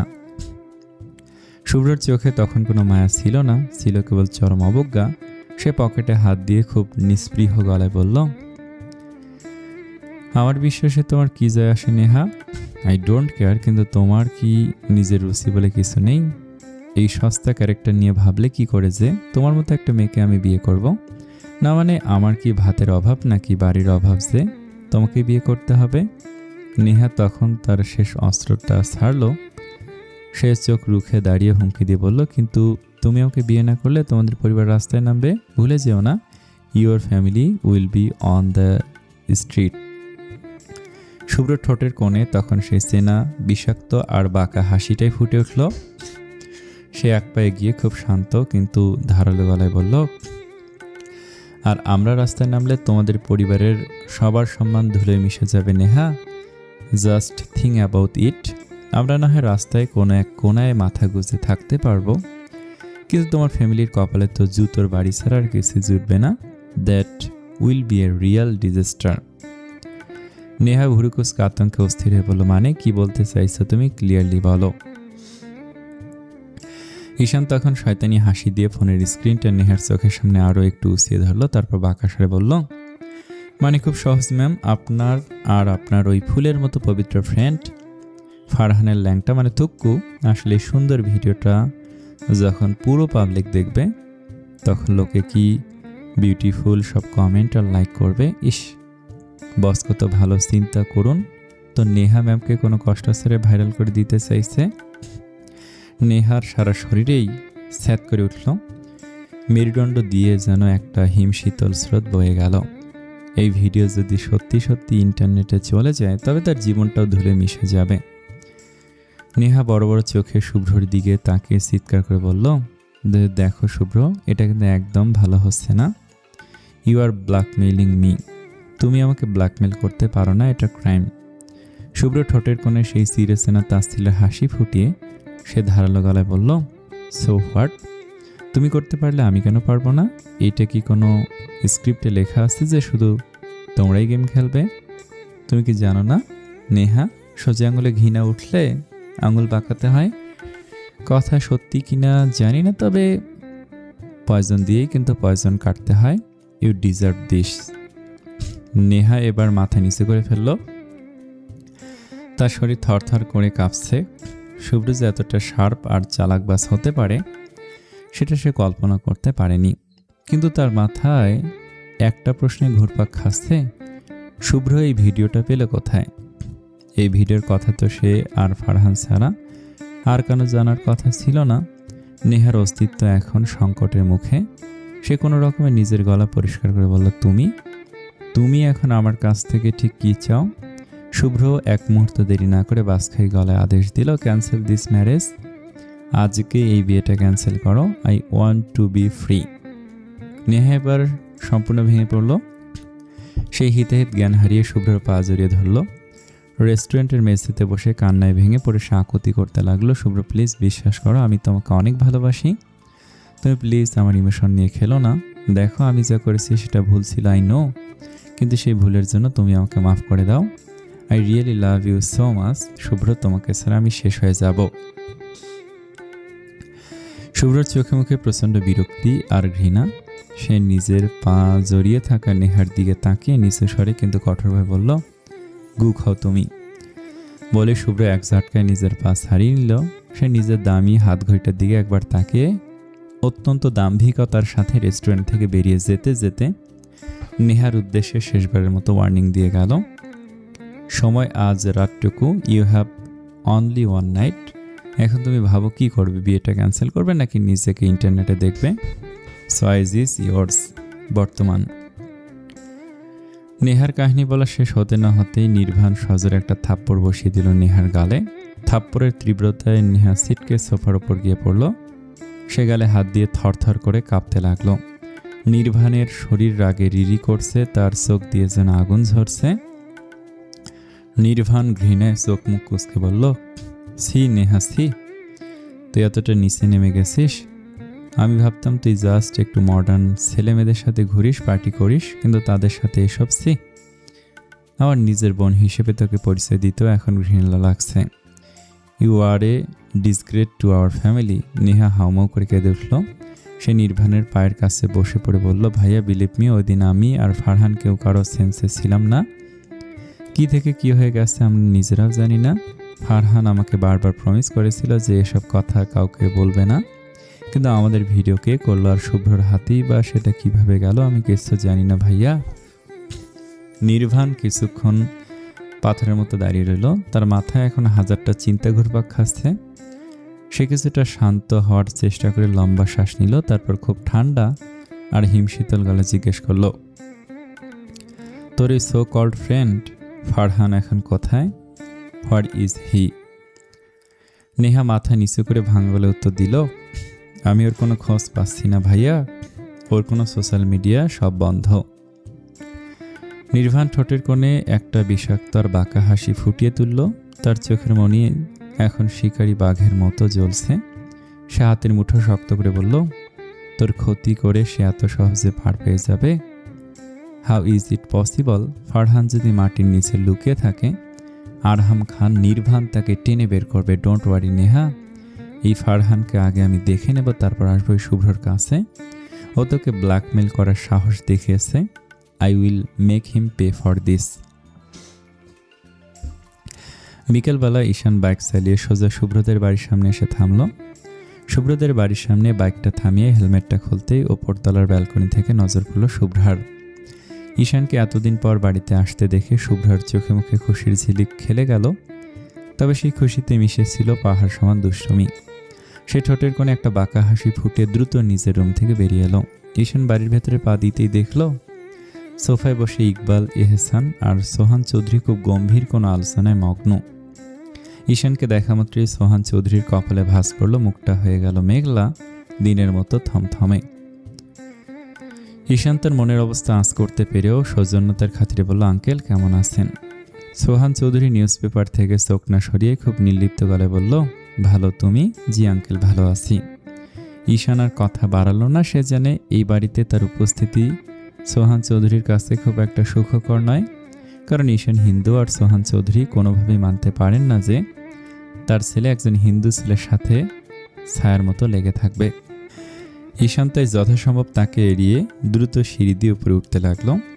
ঈশান শুভ্রের রুমের দিকে সপাটে হেঁটে যাচ্ছিল, হঠাৎ পায়ের নিচে কি যেন একটা প্রচণ্ড পিচ্ছিল কিছু লাগলো। কিছু বুঝে ওঠার আগেই ধপাস মেজের সাথে আছাড় খেয়ে ঈশান ছিটকে পড়ল। কোমরে আর পিঠে প্রচণ্ড চোট পেয়ে তার মুখ দিয়ে আর্তনাদ বেরিয়ে এলো। আহ মাগো! যন্ত্রণায় কোকাতে কোকাতে ঈশান নিজের জুতার দিকে তাকালো, দেখলো দুটো কলার খোসা থেতলে তার জুতোর তলায় লেগে আছে। সে হতভম্ব হয়ে ভাবছে, এই দোতলার করিডোরে কলার খোসা কোত্থেকে এলো? তখনই পাশের দেয়ালের আড়াল থেকে এক সিলতে খিলখিল হাসির শব্দ ভেসে এলো। ঈশান ঘাড় ঘুরিয়ে দেখল দেয়ালের আড়াল থেকে শুভ্রা তার মাথাটা বের করে দাঁত বের করে হাসছে। কলার খোসার রহস্যটা বুঝতে ঈশানের আর এক মুহূর্ত লাগলো না। শুভ্রা নিজের হাত দিয়ে মুখ চেপে হাসি সামলানোর বৃথা চেষ্টা করে ভুরু নাচিয়ে বলল, ইস, খুব বেশি ব্যথা লেগেছে বুঝি ঈশান ভাইয়া, খুব মায়া লাগছে আমার। ঈশান কোনো মতে মেঝে থেকে উঠে দাঁড়িয়ে পাজা ঝাড়ল, তারপর এক লাফে গিয়ে শুভ্রার কানটা সজোরে মুচড়ে ধরে দাঁতে দাঁত চেপে বলল, আমি তো জানি কাজটা তুমি করেছ। আচ্ছা শুভ্রা, আমার সাথে তোমার কোন জন্মের শত্রুতা শুনি? তোমাদের বাড়িতে আসলেই কেন আমার সাথে একটা না একটা শয়তানি করো তুমি? শুভ্রা ব্যথায় কুকড়ে ওঠে, গাল ফুলিয়ে বলল, আহ লাগছে, ছাড়ুন ঈশান ভাইয়া।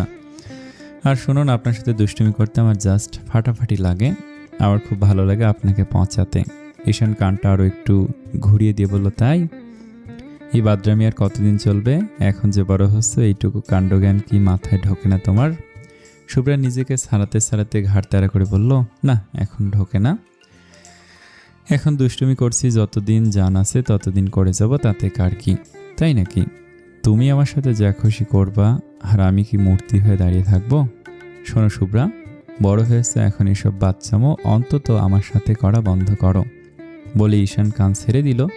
শুভ্রা এবার নিজের কান ডলতে ডলতে চোখের মনি নাচিয়ে তর্জনী উঁচিয়ে বলল, এই যে নাকের নিচে যে বাতাসটা আসে, সেই বাতাস বন্ধ হওয়ার আগে এই শুভ্রা চৌধুরী কখনো আপনার পিছু ছাড়বে না, ছায়ার মতো পিছে লেগে থাকবে, ভূতের মতো ঘাড় চেপে বসে থাকবে।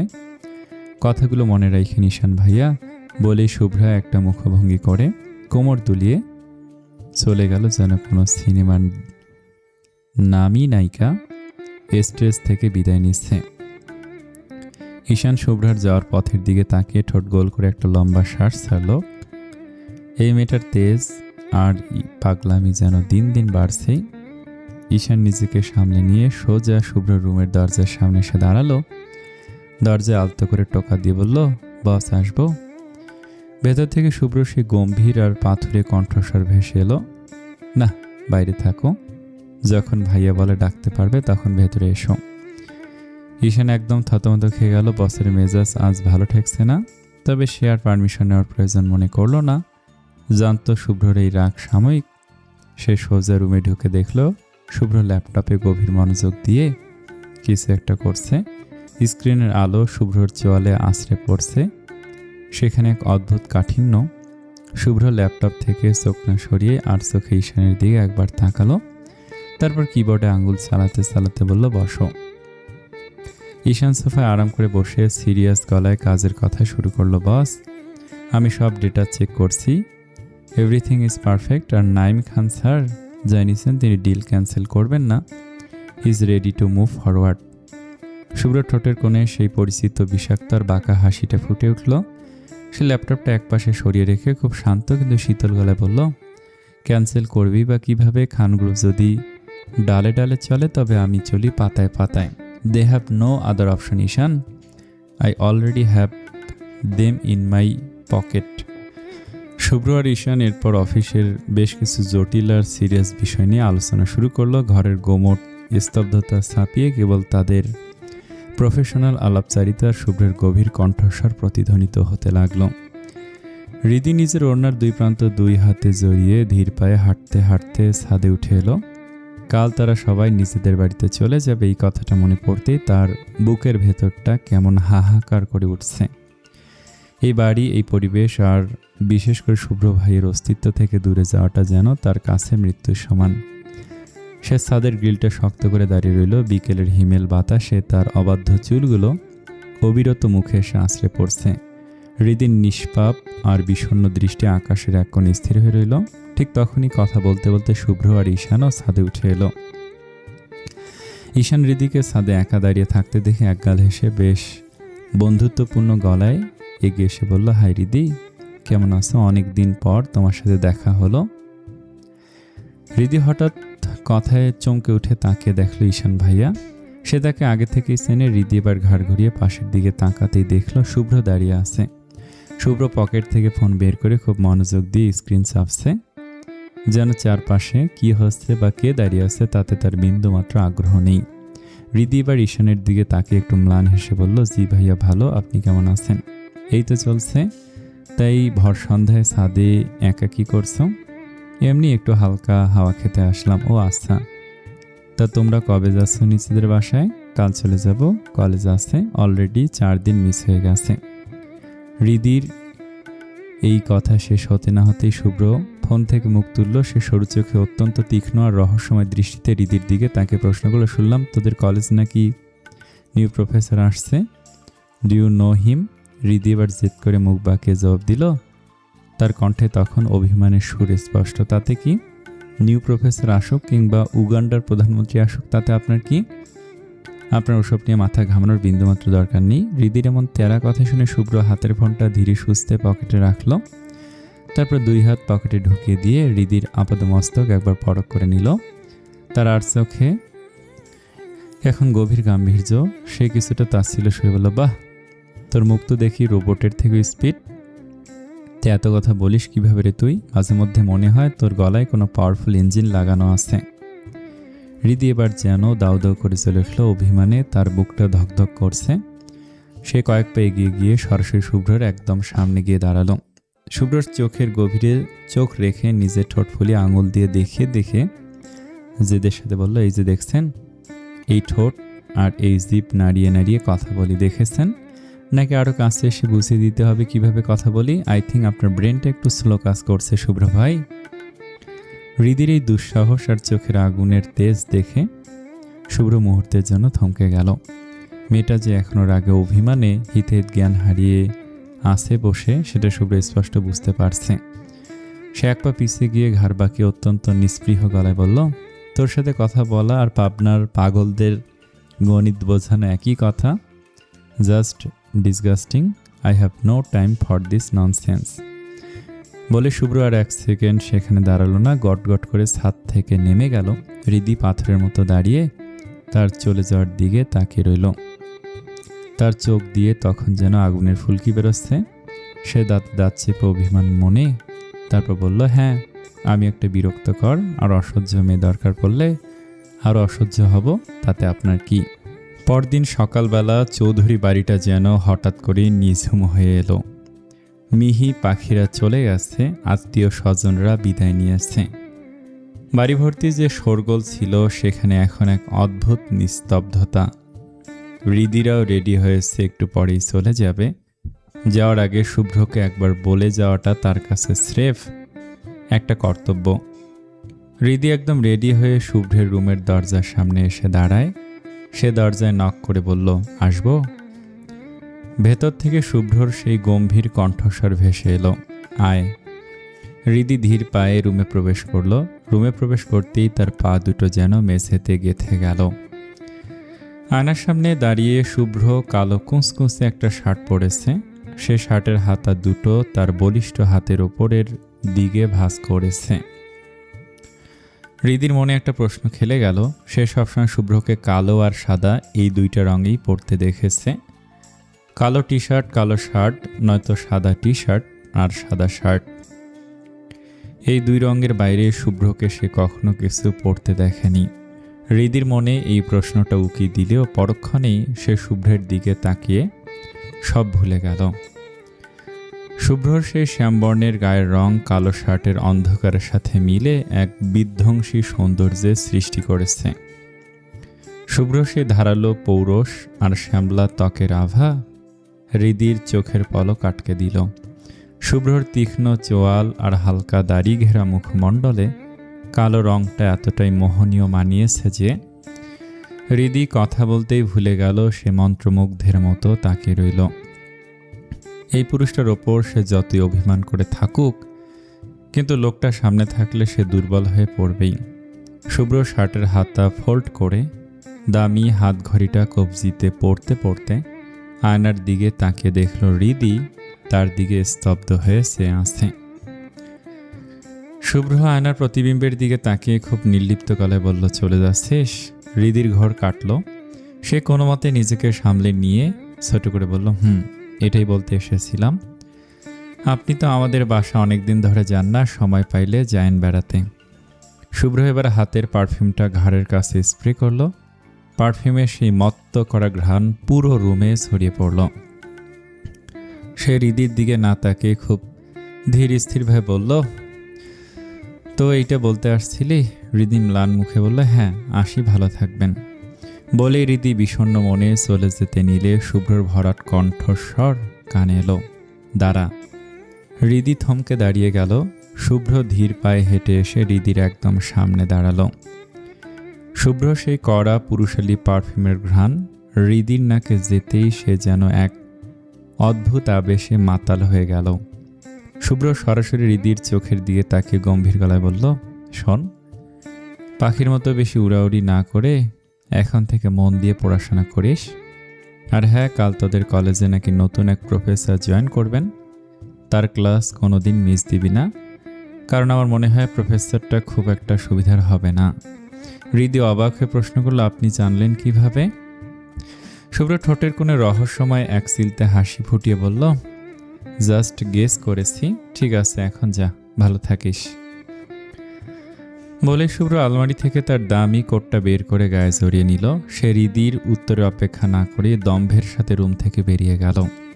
হৃদি স্তব্ধ হয়ে দাঁড়িয়ে রইল। শুভ্র ভাইয়ের এই রহস্যময় আচরণের মানে সে কিছুই বুঝতে পারল না। সেও একটা তপ্ত দীর্ঘশ্বাস ফেলে ধীর পায়ে রুম থেকে বেরিয়ে গেল। পুরনো এক গুদাম ঘরের ভেতরে একটা চেয়ারে হাত পা বাঁধা অবস্থায় বসে আছে এক যুবক। তার পেট থেকে বুক পর্যন্ত মোটা রশি দিয়ে চেয়ারের সাথে শক্ত করে আটকানো। ছেলেটা আতঙ্কে বারবার শিউরে উঠছে। এই যুবক আর কেউ নয়, ফারহান নেহার সেই বন্ধু। কাল রাতে নির্বাণ কাজের ক্ষমতা আর লোকবল দিয়ে ফারহানকে তুলে এনেছে। কাল রাতে নির্বাণ নেহাকে নিয়ে গোপনে বাংলাদেশে ফিরে এসেছে, তবে এই খবর এখন পর্যন্ত বাইরের কেউ জানে না। কিছুক্ষণ পর সেই অন্ধকার ঘরে প্রবেশ করল নির্বাণ, তার ঠোঁটে জ্বলন্ত এক সিগারেট। নির্বাণের আগমন টের পেয়ে সেখানে থাকা গার্ডরা তড়িৎ গতিতে সোজা হয়ে দাঁড়িয়ে পড়ল। নির্বাণ ফারহানের সামনে আসতেই দুজন গার্ড দ্রুত একটা চেয়ার নির্বাণের পেছনে এগিয়ে দিল। নির্বাণ একদম ফারহানের মুখোমুখি বসে পায়ের উপর পা তুলে বসল। নির্বাণ সিগারেটের শেষ টানটা দিয়ে এক মুখ ধোয়া ফারহানের কুকড়ে যাওয়া মুখের ওপর ছাড়ল। তারপর অত্যন্ত ঠান্ডা আর শীতল গলায় বলল, চিনতে পারছিস স্বামীকে? ফারহানের সারা শরীর তখন ঘামছে। সে তোতলামি করে কাপা গলায় বলল, জি জি, আপনি নেহার ভাই নির্বাণ। নির্বাণ ঠোঁটের কোণে একটা তাচ্ছিল্যের হাসি ফুটিয়ে বলল, বাহ, এত তাড়াতাড়ি চিনে ফেললে আমাকে? এত তাড়াতাড়ি চেনার কারণ কি? ফারহান ভয়ে চোখ বন্ধ করে বিড়বিড় করে বলল, আপনি লন্ডনের মাফিয়া আরহাম খান নির্বাণ? নির্বাণ চেয়ারে আরও একটু আরাম করে হেলান দিয়ে বসলো। তারপর প্রশ্ন করল, কার ভাই হই আমি? ফারহান এবার অপরাধীর মতো মাথা নিচু করে ভাঙা গলায় বলল, নেহার। নির্বাণের চোখের মণি রাগে সংকুচিত হয়ে এলো। সে নিচু স্বরে কিন্তু তীক্ষ্ণ গলায় বলল, আমার বোনের সাথে যা করেছিস তুই, এর জন্য এখন তোকে কি করা যায় বলতো? ফুটন্ত গরম তেলে ডুবিয়ে দেব, নাকি মাছ যে সমুদ্রে নিয়ে শার্কের মুখে ফেলে দিব? মৃত্যুর এমন বিভৎস বর্ণনা শুনে ফারহানের কলিজা যেন শুকিয়ে এলো। সে প্রায় কেঁদে উঠে আর্তনাদ করে বলল, মাফ করে দিন ভাই, আমার ভুল হয়ে গেছে, প্লিজ আমাকে মাফ করে দিন। মাফ শব্দটা শোনা মাত্রই নির্বাণের ভেতরের পশুটা যেন জেগে উঠল। সে এক ঝটকায় চেয়ার ছেড়ে উঠে ফারহানের চুল মুঠো করে খামছে ধরল। ফারহানের মাথাটা পেছন দিকে সজোরে টেনে ধরে দাঁতে দাঁত চেপে হুঙ্কার দিয়ে উঠল নির্বাণ, খানকির পোলা, আমার বোনের সাথে নষ্টামি করে ভিডিও করিস, আবার এখন তার ভাইয়ের সামনে দাঁড়িয়ে মাপ চাইছিস? জানিস তো নির্বাণের অভিধানে সব শব্দ থাকলেও মাফ বলে কোনো শব্দ নেই। ফারহান ব্যথায় কোঁকাতে কোঁকাতে আর্তনাদ করে বলল, ভাই আমার ভুল হয়ে গিয়েছে, আমাকে মাফ করে দিন, আমার জীবনটা দয়া করে ভিক্ষা দিন। নির্বাণ ফারহানের চুলের মুঠি আরও শক্ত করে টেনে ধরল। তার চোখের মণি এখন টকটকে লাল। সে ফারহানের কানের কাছে মুখ নিয়ে তপ্ত নিঃশ্বাস ফেলে বলল, তোকে মাফ করার তো প্রশ্ন আসেই না, তবে যদি সহজ মৃত্যু চাস তাহলে বল, শুভ্র জানলো কিভাবে তোর কাছে সে ভিডিও আছে? যদি সত্যি না বলিস তবে তোকে সোজা জ্যান্ত অবস্থায় ফুটন্ত গরম তেলে ফেলে দিব। ফারহানের নিঃশ্বাস নিতেও কষ্ট হচ্ছে। মৃত্যুর হিমশীতল পরশ যেন সে অনুভব করতে পারছে। সে ভয়ে কোনো রকমের ঢোক গিলতে গিলতে বলল, বলছি আসলে আমার নেহার ওপর একটা জেদ চেপে গিয়েছিল, কারণ নেহাকে আমার খুব ভালো লাগতো। আমি নেহাকে সে কথা বলেছিলাম, কিন্তু নেহা আমাকে রিজেক্ট করে দেয়। সে শুভ্রকে ভালোবাসে, এই কথা আমাকে সরাসরি জানিয়ে দেয়।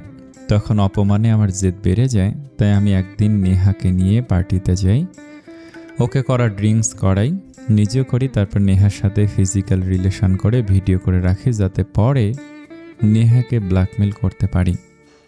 কিন্তু তার আগে শুভ্রের পিয়ে ঈশান আমাকে ধরে ফেলে এবং আমাকে শুভ্রের কাছে নিয়ে যায়।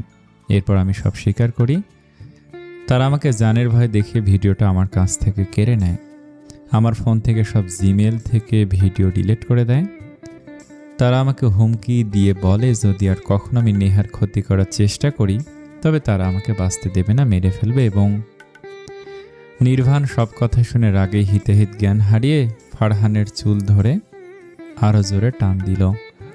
তার চিৎকার পুরো ঘরে প্রতিধ্বনিত হয়ে উঠল। এবং কি বল, জলদি বল।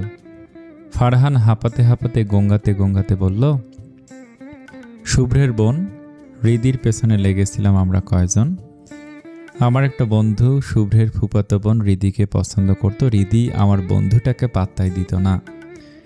তারপর আমরা সব বন্ধুরা মিলে জেদ করি যে হৃদিকে একদিন রেপ করব। আমরা হৃদিকে ধরার চেষ্টা করেছিলাম, কিন্তু ওই শুভ্রের জন্য করতে পারিনি।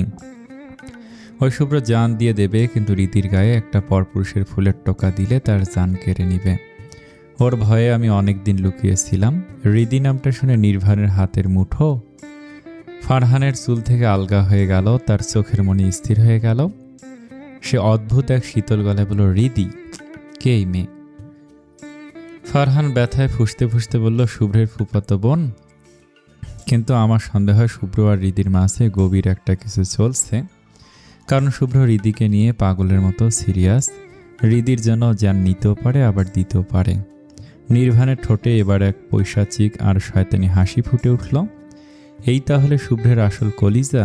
সে তার বোনকে তিলে তিলে কষ্ট দিয়ে অন্য পাখি নিয়ে সুখে ডানা মেলে উড়বে? সেটা তো হতে দেয়া যায় না। নির্ভান মুহূর্তে পাশে দাঁড়িয়ে থাকা গার্ডদের উদ্দেশ্যে গম্ভীর গলায় আদেশ দিল, শোন, একে শক্ত করে বেঁধে ওই অন্ধকার ঘরটাতে ফেলে রাখ। এক ফোঁটা জল বা খাবার দিবি না। এর জন্য সহজ মৃত্যু এটাই, না খেয়ে ধুকে ধুকে পচে মরা। পরদিন সকালে হৃদি কলেজে চলে আসে। কলেজের গেট দিয়ে ঢুকতেই তার সব বান্ধবী ভাবনা, রিয়া, মিথি, এমনকি শুভ্রাও এসে তাকে ঘিরে ধরল। শুভ্রা হৃদি ক্লাসম্যান, একই কলেজে পড়ে। হৃদিদের 5 জনের এই গ্যাংটা পুরো কলেজে বেশ পরিচিত। হৃদিকে হালকা খোঁচা দিয়ে রিয়া রহস্যময় হেসে বলে উঠল, কিরে, মামার বাড়ি গিয়ে কি আর ফিরতে মন চাইছিল না?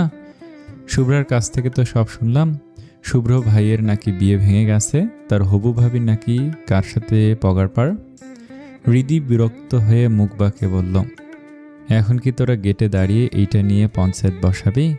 হৃদির এমন কথায় ভাবনা হৃদির ঘাড়ে হাত দিয়ে টেনে বলল, আরে না, তবে বান্ধবীর ভাইয়ের বিয়ে ভেঙে গেছে, বিষয়টা তো দুঃখজনক। দেখি আমরা নালিশ টালিশ করে শুভ্র ভাইয়ের জন্য কিছু একটা করতে পারি কিনা। শুভ্র এবার তেরা চোখে ভাবনার দিকে তাকিয়ে সপাটে বলল, তোরা আবার কোন বাল ছিড়বি শুনি? মিথি দাঁত বের করে হাসতে হাসতে বলল, যেই বালি ছিঁড়ি, বালসাল তো একটা ছিড়বই। হৃদি সবার দিকে তাকিয়ে একটা দীর্ঘশ্বাস ফেলে বলল, তোরা আর কোনোদিন ভালো হবি না। রিয়া নাক কুঁচকে জেদ দেখে বলল, তার মানে তুই আমাদের খারাপ মনে করিস?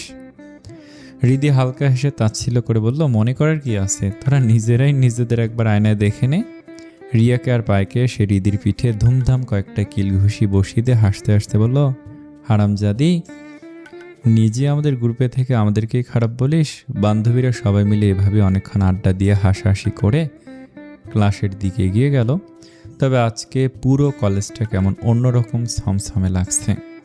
ছাত্রছাত্রীদের মুখে একটাই ফিসফিসানি, আজ কলেজে একজন নিউ প্রফেসর জয়েন করবেন। তাকে ঘিরেই সব উত্তেজনা। হৃদিরা সবাই ক্লাসের সামনে বারান্দায় দাঁড়িয়ে আড্ডা দিচ্ছিল। এমন সময় কলেজের গেট দিয়ে হঠাৎ দানবীয় বাইকের গর্জন শোনা গেল। সে তীব্র কর্কশ শব্দে সব ছাত্রছাত্রী স্তব্ধ হয়ে গেটের দিকে তাকালো। তাকাতেই সবার নিঃশ্বাস যেন আটকে গেল। বারান্দার গ্রিল ধরে দাঁড়িয়ে থাকা হৃদির চোখ তো কপালে উঠে গেছে। তার নিজের চোখকেই যেন বিশ্বাস করতে পারছে না। সে যা দেখছে তা কি ঘোর, বাস্তব নাকি দুঃস্বপ্ন?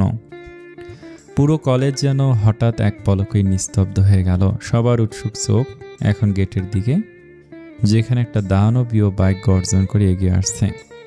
বাইকের ওপর বসা সুদর্শন পুরুষটিকে দেখে মনে হচ্ছে কোনো সিনেমার ফ্রেম থেকে উঠে আসা নায়ক। পরনে ধবধবে সাদা শার্ট, যার হাতাগুলো কোনোই পর্যন্ত নিখুঁতভাবে ভাঁজ করা, বা হাতে ব্র্যান্ডেড ঘড়ি আর চোখে কালো সানগ্লাস। এক কথায় এইটুকুতেই পুরুষটা মেয়েদের হার্টবিট বাড়িয়ে দেওয়ার জন্য যথেষ্ট ছিল। আর এই পুরুষটা আর কেউ নয়, স্বয়ং সাইফান শুভ্র চৌধুরী। শুভ্রকে এই বেশে দেখে হৃদি জাস্ট হা হয়ে দাঁড়িয়ে রইল। সে কল্পনা করতে পারেনি যে আজ এই সময়ে শুভ্রকে সে কলেজে দেখতে পাবে। শুভ্র বাইক চালিয়ে নির্দিষ্ট জায়গায় পার্ক করলো, তারপর হেলমেটটা হাতে নিয়ে গট গট করে সোজা অফিস কক্ষের দিকে চলে গেল। হৃদির মাথায় তখন হাজারটা চিন্তা ঘুরপাক খাচ্ছে। হঠাৎ শুভ্র কেন কলেজে এলো? হৃদির ভাবনার মাঝেই রিয়া পাশে এসে ফিসফিস করে বলল, ব্যাপার কিরে? শুভ্র ভাই আমাদের কলেজে হঠাৎ কি মনে করে এলো উনি? পাশ থেকে মিথি মুগ্ধ নয়নে তাকে দীর্ঘশ্বাস ফেলে বলল, যাই বলি, শুভ্র ভাইকে আমি যতবার দেখি ততবারই নতুন করে ক্রাশ খাই। আল্লাহ এই পুরুষটাকে এত নিখুঁত করে কেন বানিয়েছে? যে নারী একে পাবে সে সত্যি ভাগ্যবতী। কথাটা যেন তপ্ত সীসার মতো বিঁধল হৃদির কানে। বুকের ভেতর জ্বলে ওঠা ঈর্ষার আগুন সে আর দমাতে পারল না। হিতাহিত জ্ঞান হারিয়ে মিথির উদ্দেশ্যে রীতি তর্জনী উঁচিয়ে চিৎকার করল, আর একবার আমার শুভ্র ভাইয়ের দিকে ওভাবে তাকালে তোর চোখ টেনে আমি কাকমামুর কাছে ধরিয়ে দিয়ে দেব বলে দিলাম। কথাটা বলে রিদি নিজের জিহ্বায় নিজেই কামড় দিল। কি বলতে গিয়ে কি বলে ফেলল। রিদির এই অস্বাভাবিক স্টিল চিৎকার শুনে শুভ্রা, রিয়া, মিথি আর ভাবনা সবাই থমকে গিয়ে ভুরু কুঁচকে তাকালো। রিদি নিজের অস্বস্তি কাটাতে আমতা আমতা করে সবার উদ্দেশ্যে বলল, মানে আমি বলতে চাইছিলাম শুভ্র ভাই তো আমার ভাই, তাই প্রোটেক্টিভ হয়ে গেছিলাম একটু। বাকিটুকু বলার সুযোগ আর পেল না। রিয়া বাঁকা হেসে টিপ্পনি কেটে বলে, ভাই হলে তুই মিথির কথা শুনে এতটা খেপে গেলি কেন? তোর ব্যবহার কিন্তু মোটেও সুবিধার মনে হচ্ছে না। তুই কি শুভ্র ভাইয়ের প্রেমে টেমে আগে থেকেই হাবুডুবু খাচ্ছিস নাকি? হৃদি যেন ধরা পড়ে গেল এমন একটা অবস্থা।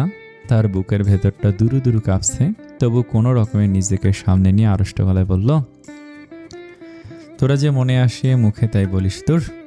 বলে হৃদি দ্রুত পায়ে ক্লাসে চলে আসলো। কিন্তু তার মনের ভেতর হাজারটা প্রশ্ন। শুভ্র কেন কলেজে এলো? শুভ্রর সেই রহস্যময় হাসির মানে তবে কি এটাই ছিল? অনেকক্ষণ পর ক্লাসে প্রবেশ করলেন প্রিন্সিপাল স্যার, আর তার ঠিক পেছনে গট গট করে হেঁটে আসলেন শুভ্র। শুভ্রকে ক্লাসে দেখা মাত্র হৃদি যেন নিজের অজান্তি স্প্রিংয়ের মতো দাঁড়িয়ে গেল। বাকি ছাত্রছাত্রীরাও সম্মানের সাথে যার যার জায়গা থেকে উঠে দাঁড়ালো। প্রিন্সিপাল স্যার অত্যন্ত গম্ভীর মুখে সকল ছাত্রছাত্রীদের উদ্দেশ্যে বললেন, প্রিয় ছাত্রছাত্রীরা, তোমাদেরকে বলেছিলাম আজ আমাদের কলেজে একজন নিউ প্রফেসর আসবেন। তো এই হচ্ছে আমাদের নিউ প্রফেসর সাইফান শুভ্র চৌধুরী। এখন থেকে শুভ্র তোমাদের ক্লাস নেবেন, তবে একটা বিশেষ সতর্কতা, শুভ্র কিন্তু বেশি কথা বলা, বেয়াদবি আর দুষ্টুমি একদম পছন্দ করেন না। তাই তোমরা স্যারকে কখনো বিরক্ত করবে না। পড়ার বিষয় ছাড়া অন্য কোনো বিষয়ে কোনো কথা বলবে না স্যারের সাথে। যদি আমি শুনি যে তোমরা শুভ্রকে বিরক্ত করেছ, তাহলে তোমার শাস্তি আমি দিতে পিছপা হব না এক পাও। কথাটি শোনা মাত্র হৃদির মাথায় যেন আকাশ ভেঙে পড়ল বিস্ময়ে আর অবিশ্বাসে। তার চোখগুলো বড় বড় হয়ে গেল। সে কি সত্যি শুনল যে শুভ্র তাদের প্রফেসর? সত্যি শুনল নাকি ভুল? কিন্তু কান ভুল হলেও চোখ তো ভুল হতে পারে না। নিজের চোখে দেখছে শুভ্র সামনে দাঁড়িয়ে আছে। শুভ্র সে তীক্ষ্ণ দৃষ্টি তখন পুরো ক্লাসের ওপর একবার ঘুরে এসে স্থির হলো ঠিক হৃদির চোখের ওপর। শুভ্র ঠোঁটের কোণে সেই চেনা বিষাক্ত আর বাঁকা হাসিটা এখন আরো স্পষ্ট। হৃদির মনে পড়ে গেল কাল বিকেলের সেই কথাগুলো। প্রফেসরটা খুব একটা সুবিধার হবে না। শুভ্র সানগ্লাসটা খুলে শার্টের কলারের সাথে ঝুলিয়ে রাখল। তারপর ডাস্টারটা হাতে নিয়ে অত্যন্ত গম্ভীর আর ভারী গলায় বলল, সিট ডাউন এভরিওয়ান। হৃদি যেন কাঠের পুতুলের মতো নিজের বেঞ্চে বসে পড়ল। তার মনে হচ্ছে পায়ের তলার মাটি এখনো দুলছে। শুভ্র ভাই এখন স্যার তার প্রফেসর ভাবতে হৃদির গলার কাছে একটা দলা পাখি এলো। প্রিন্সিপাল স্যার তার বক্তব্যগুলো দিয়ে চলে গেলেন। প্রিন্সিপাল স্যার চলে যাওয়ার পর পুরো ক্লাসে এক অদ্ভুত স্তব্ধতা নেমে এলো। কিন্তু সেই নিস্তব্ধতার নিচে বইছে ফিসফিসানির ঢেউ। ছাত্রীরা নিজেদের মধ্যে কানাকানি শুরু করে দিয়েছে। একজন বলছে, প্রফেসর এত হ্যান্ডসাম হবে জানলে আজ পার্লারে গিয়ে সেজে আসতাম রে। পাশ থেকে আরেকজন দম্ভের সাথে বলছে, তুই দেখিস আমি স্যারকে পটিয়েই ছাড়ব। আমার বাবার যে টাকা আর আমার যে ফিগার, স্যার এমনিতেই পাগল হয়ে যাবে। এসব কানাঘুষার মাঝে শুভ্র ক্লাসের মাঝখানে এসে দাঁড়ালো। তার ব্যক্তিত্বের ভারে চারপাশটা যেন আর গুমট হয়ে গেল। শুভ্র গম্ভীর আর তীক্ষ্ণ গলায় সবার উদ্দেশ্যে বলল, অ্যাটেনশন এভরিওয়ান, আমি সাইফান শুভ্র চৌধুরী। আজ থেকে তোমাদের প্রফেসর হিসেবে আমি ক্লাস নেব। তোমাদের প্রিন্সিপাল স্যার হয়তো অলরেডি আমার নিয়মকানুন সম্পর্কে একটা ধারণা দিয়েছেন। আমি ক্লাসে ডিসিপ্লিন আর প্রফেশনালিজমের ব্যাপারে জিরো টলারেন্স নীতিতে বিশ্বাসী। তাই শুরুতে আমি সবার সাথে একটু পরিচিত হতে চাই। শুভ্র একে একে সবার নাম জিজ্ঞেস করতে লাগলো। মেয়েরা তো নাম বলার সময় স্টাইলের ঢঙের বন্যা বইয়ে দিচ্ছে। কেউ চুলে হাত দিচ্ছে, কেউ বা চোখের পাপড়ি নাচাচ্ছে। কিন্তু শুভ্রের পাথুরে চাহনিতে কোনো পরিবর্তন নেই। তার চোখ যেন শুধু তথ্য সংগ্রহ করছে, কোনো আবেগ নেই সেখানে। ধীরে ধীরে শুভ্র নিজের বোন শুভ্রার ব্রেঞ্চের সামনে এসে দাঁড়ালো। শুভ্রা ভয়ে আর বিস্ময়ে কাঁপছে। শুভ্র স্থির গলায় জিজ্ঞেস করলো, আপনার নাম? শুভ্র থতমত খেয়ে দাঁড়িয়ে কাঁপা কাঁপা গলায় বলল, ভাইয়া তুমি এখানে? শুভ্রর কপালে একটা ভাঁজ পড়ল। সে চোখের পলক না ফেলে শীতল গলায় জবাব দিল, দুঃখিত, আমি আপনার ভাইয়া নই। এই 4 দেয়ালের ভেতর আমি আপনার শিক্ষক অনলি স্যার। নেক্সট টাইম যেন আমি এই সম্বোধন আর না শুনি। এখন আপনার নাম বলুন। শুভ্রার মুখটা ফ্যাকাশে হয়ে গেল। সে ঢোক গিলে নিচু স্বরে বলল, শুভ্রা চৌধুরী। শুভ্র এবার হৃদির ব্রেঞ্চের দিকে এগোতে লাগলো। হৃদি অনুভব করলো তার হৃদস্পন্দন যেন কান ফেটে বাইরে বেরিয়ে আসছে। শুভ্র হৃদির একদম টেবিলের সামনে এসে থামলো। হৃদির মাথা নিচু, সে শুভ্রর চোখের দিকে তাকানোর সাহসটুকু হারিয়ে ফেলেছে। শুভ্র অত্যন্ত শান্ত কিন্তু ধারালো গলায় হৃদির উদ্দেশ্যে বলল, অ্যান্ড ইউ, নিচের দিকে না তাকিয়ে মাথা সোজা করুন। আপনি আসামি না যে মাথা নিচু করে রাখতে হবে। যাই হোক, নাম বলুন। হৃদির এবার সত্যি হালকা রাগ হলো, নাম জানা সত্ত্বেও এভাবে আনকোড়া মানুষের মতো নাম জিজ্ঞেস করছে। মানলাম প্রফেসর, তাই বলে এত ভাব নিতে হবে? হঠাৎ হৃদির মাথায় দুষ্টু বুদ্ধি খেলে গেল। সে কিছু একটা বলতে যাচ্ছিল, কিন্তু তার আগে শুভ্র টেবিলের ওপর ডাস্টার দিয়ে একটা শব্দ করে ধমক দিয়ে বলল, শুনতে পাননি নাম জিজ্ঞেস করেছি? I don't like waiting for answer, so নাম বলুন। হৃদি এবার একদম ইনোসেন্ট একটা মুখ করে দপ করে দাঁড়িয়ে পড়ল। তারপর ক্লাসের সবার সামনে গম্ভীর মুখে বলল, জি স্যার, আমার নাম জরিনা সুন্দরী। কথাটা শোনা মাত্র পুরো ক্লাসে যেন হাসির বোমা ফাটল। হৃদির বান্ধবীরা তো মুখ চেপে হাসতে হাসতে ব্রেঞ্চের উপর লুটিয়ে পড়ার অবস্থা। শুভ্রর কপালে এবার রাগের রেখা ফুটে উঠল। সে চিবুক শক্ত করে রাগী চোখে হৃদির দিকে তাকিয়ে বলল, ইউ, আপনি কি মজা করছেন? Do you think this is a joking place? Hridi এবার আরও এক কাঠি বাড়িয়ে একদম কাঁদো কাঁদো চেহারা করে বলল, না শুভ্র ভাইয়া, ইয়ে মানে স্যার, সত্যি আমার নাম জরিনা সুন্দরী। ছোটবেলায় আমার নানি এই নাম রেখেছিল, আপনি না জানলে আমি কি করব? শুভ্রর মেজাজ এবার সপ্তমে চড়ল। সে বুঝতে পারছে হৃদি ইচ্ছে করে তাকে সবার সামনে অপদস্থ করার জন্য এই নাটক করছে। শুভ্র ফাইলটা ডেস্কে সজোরে আছাড় দিয়ে থমথমে গলায় বলল, shut up, just shut up. প্রথম দিনেই আপনি অনেক বেশি স্মার্টনেস দেখাচ্ছেন। I have to handle student like you. Immediately কান ধরুন। হৃদি এবার থমথমে খেয়ে গেল। সে ভেবেছিল শুভ্র হয়তো দমে যাবে, কিন্তু সে তো সরাসরি পানিশমেন্ট দিয়ে দিল। হৃদি আমতা আমতা করে বলল, স্যার মানে? শুভ্র এবার হৃদির একদম সামনে এসে দাঁড়ালো। তার চোখের দৃষ্টি এতটাই তীক্ষ্ণ যে হৃদির শিরদাঁড়া দিয়ে একটা হিমশীতল স্রোত বয়ে গেল। শুভ্র নিচু স্বরে কিন্তু প্রচণ্ড রাগে বলল, কান ধরুন বলেছি। ডু ইউ রাইট নাও, নয়তো এই মুহূর্তে আপনাকে ক্লাস থেকে গেট আউট করে দিব। আসসালামু আলাইকুম। আগে বলছিলাম এই গল্পটা অনেক সুন্দর। যারা ধৈর্য ধরে শুনছেন আশা করি নিরাশ হবেন না, আর প্রতিদিন এই গল্পটা আসবে। আসসালামু আলাইকুম।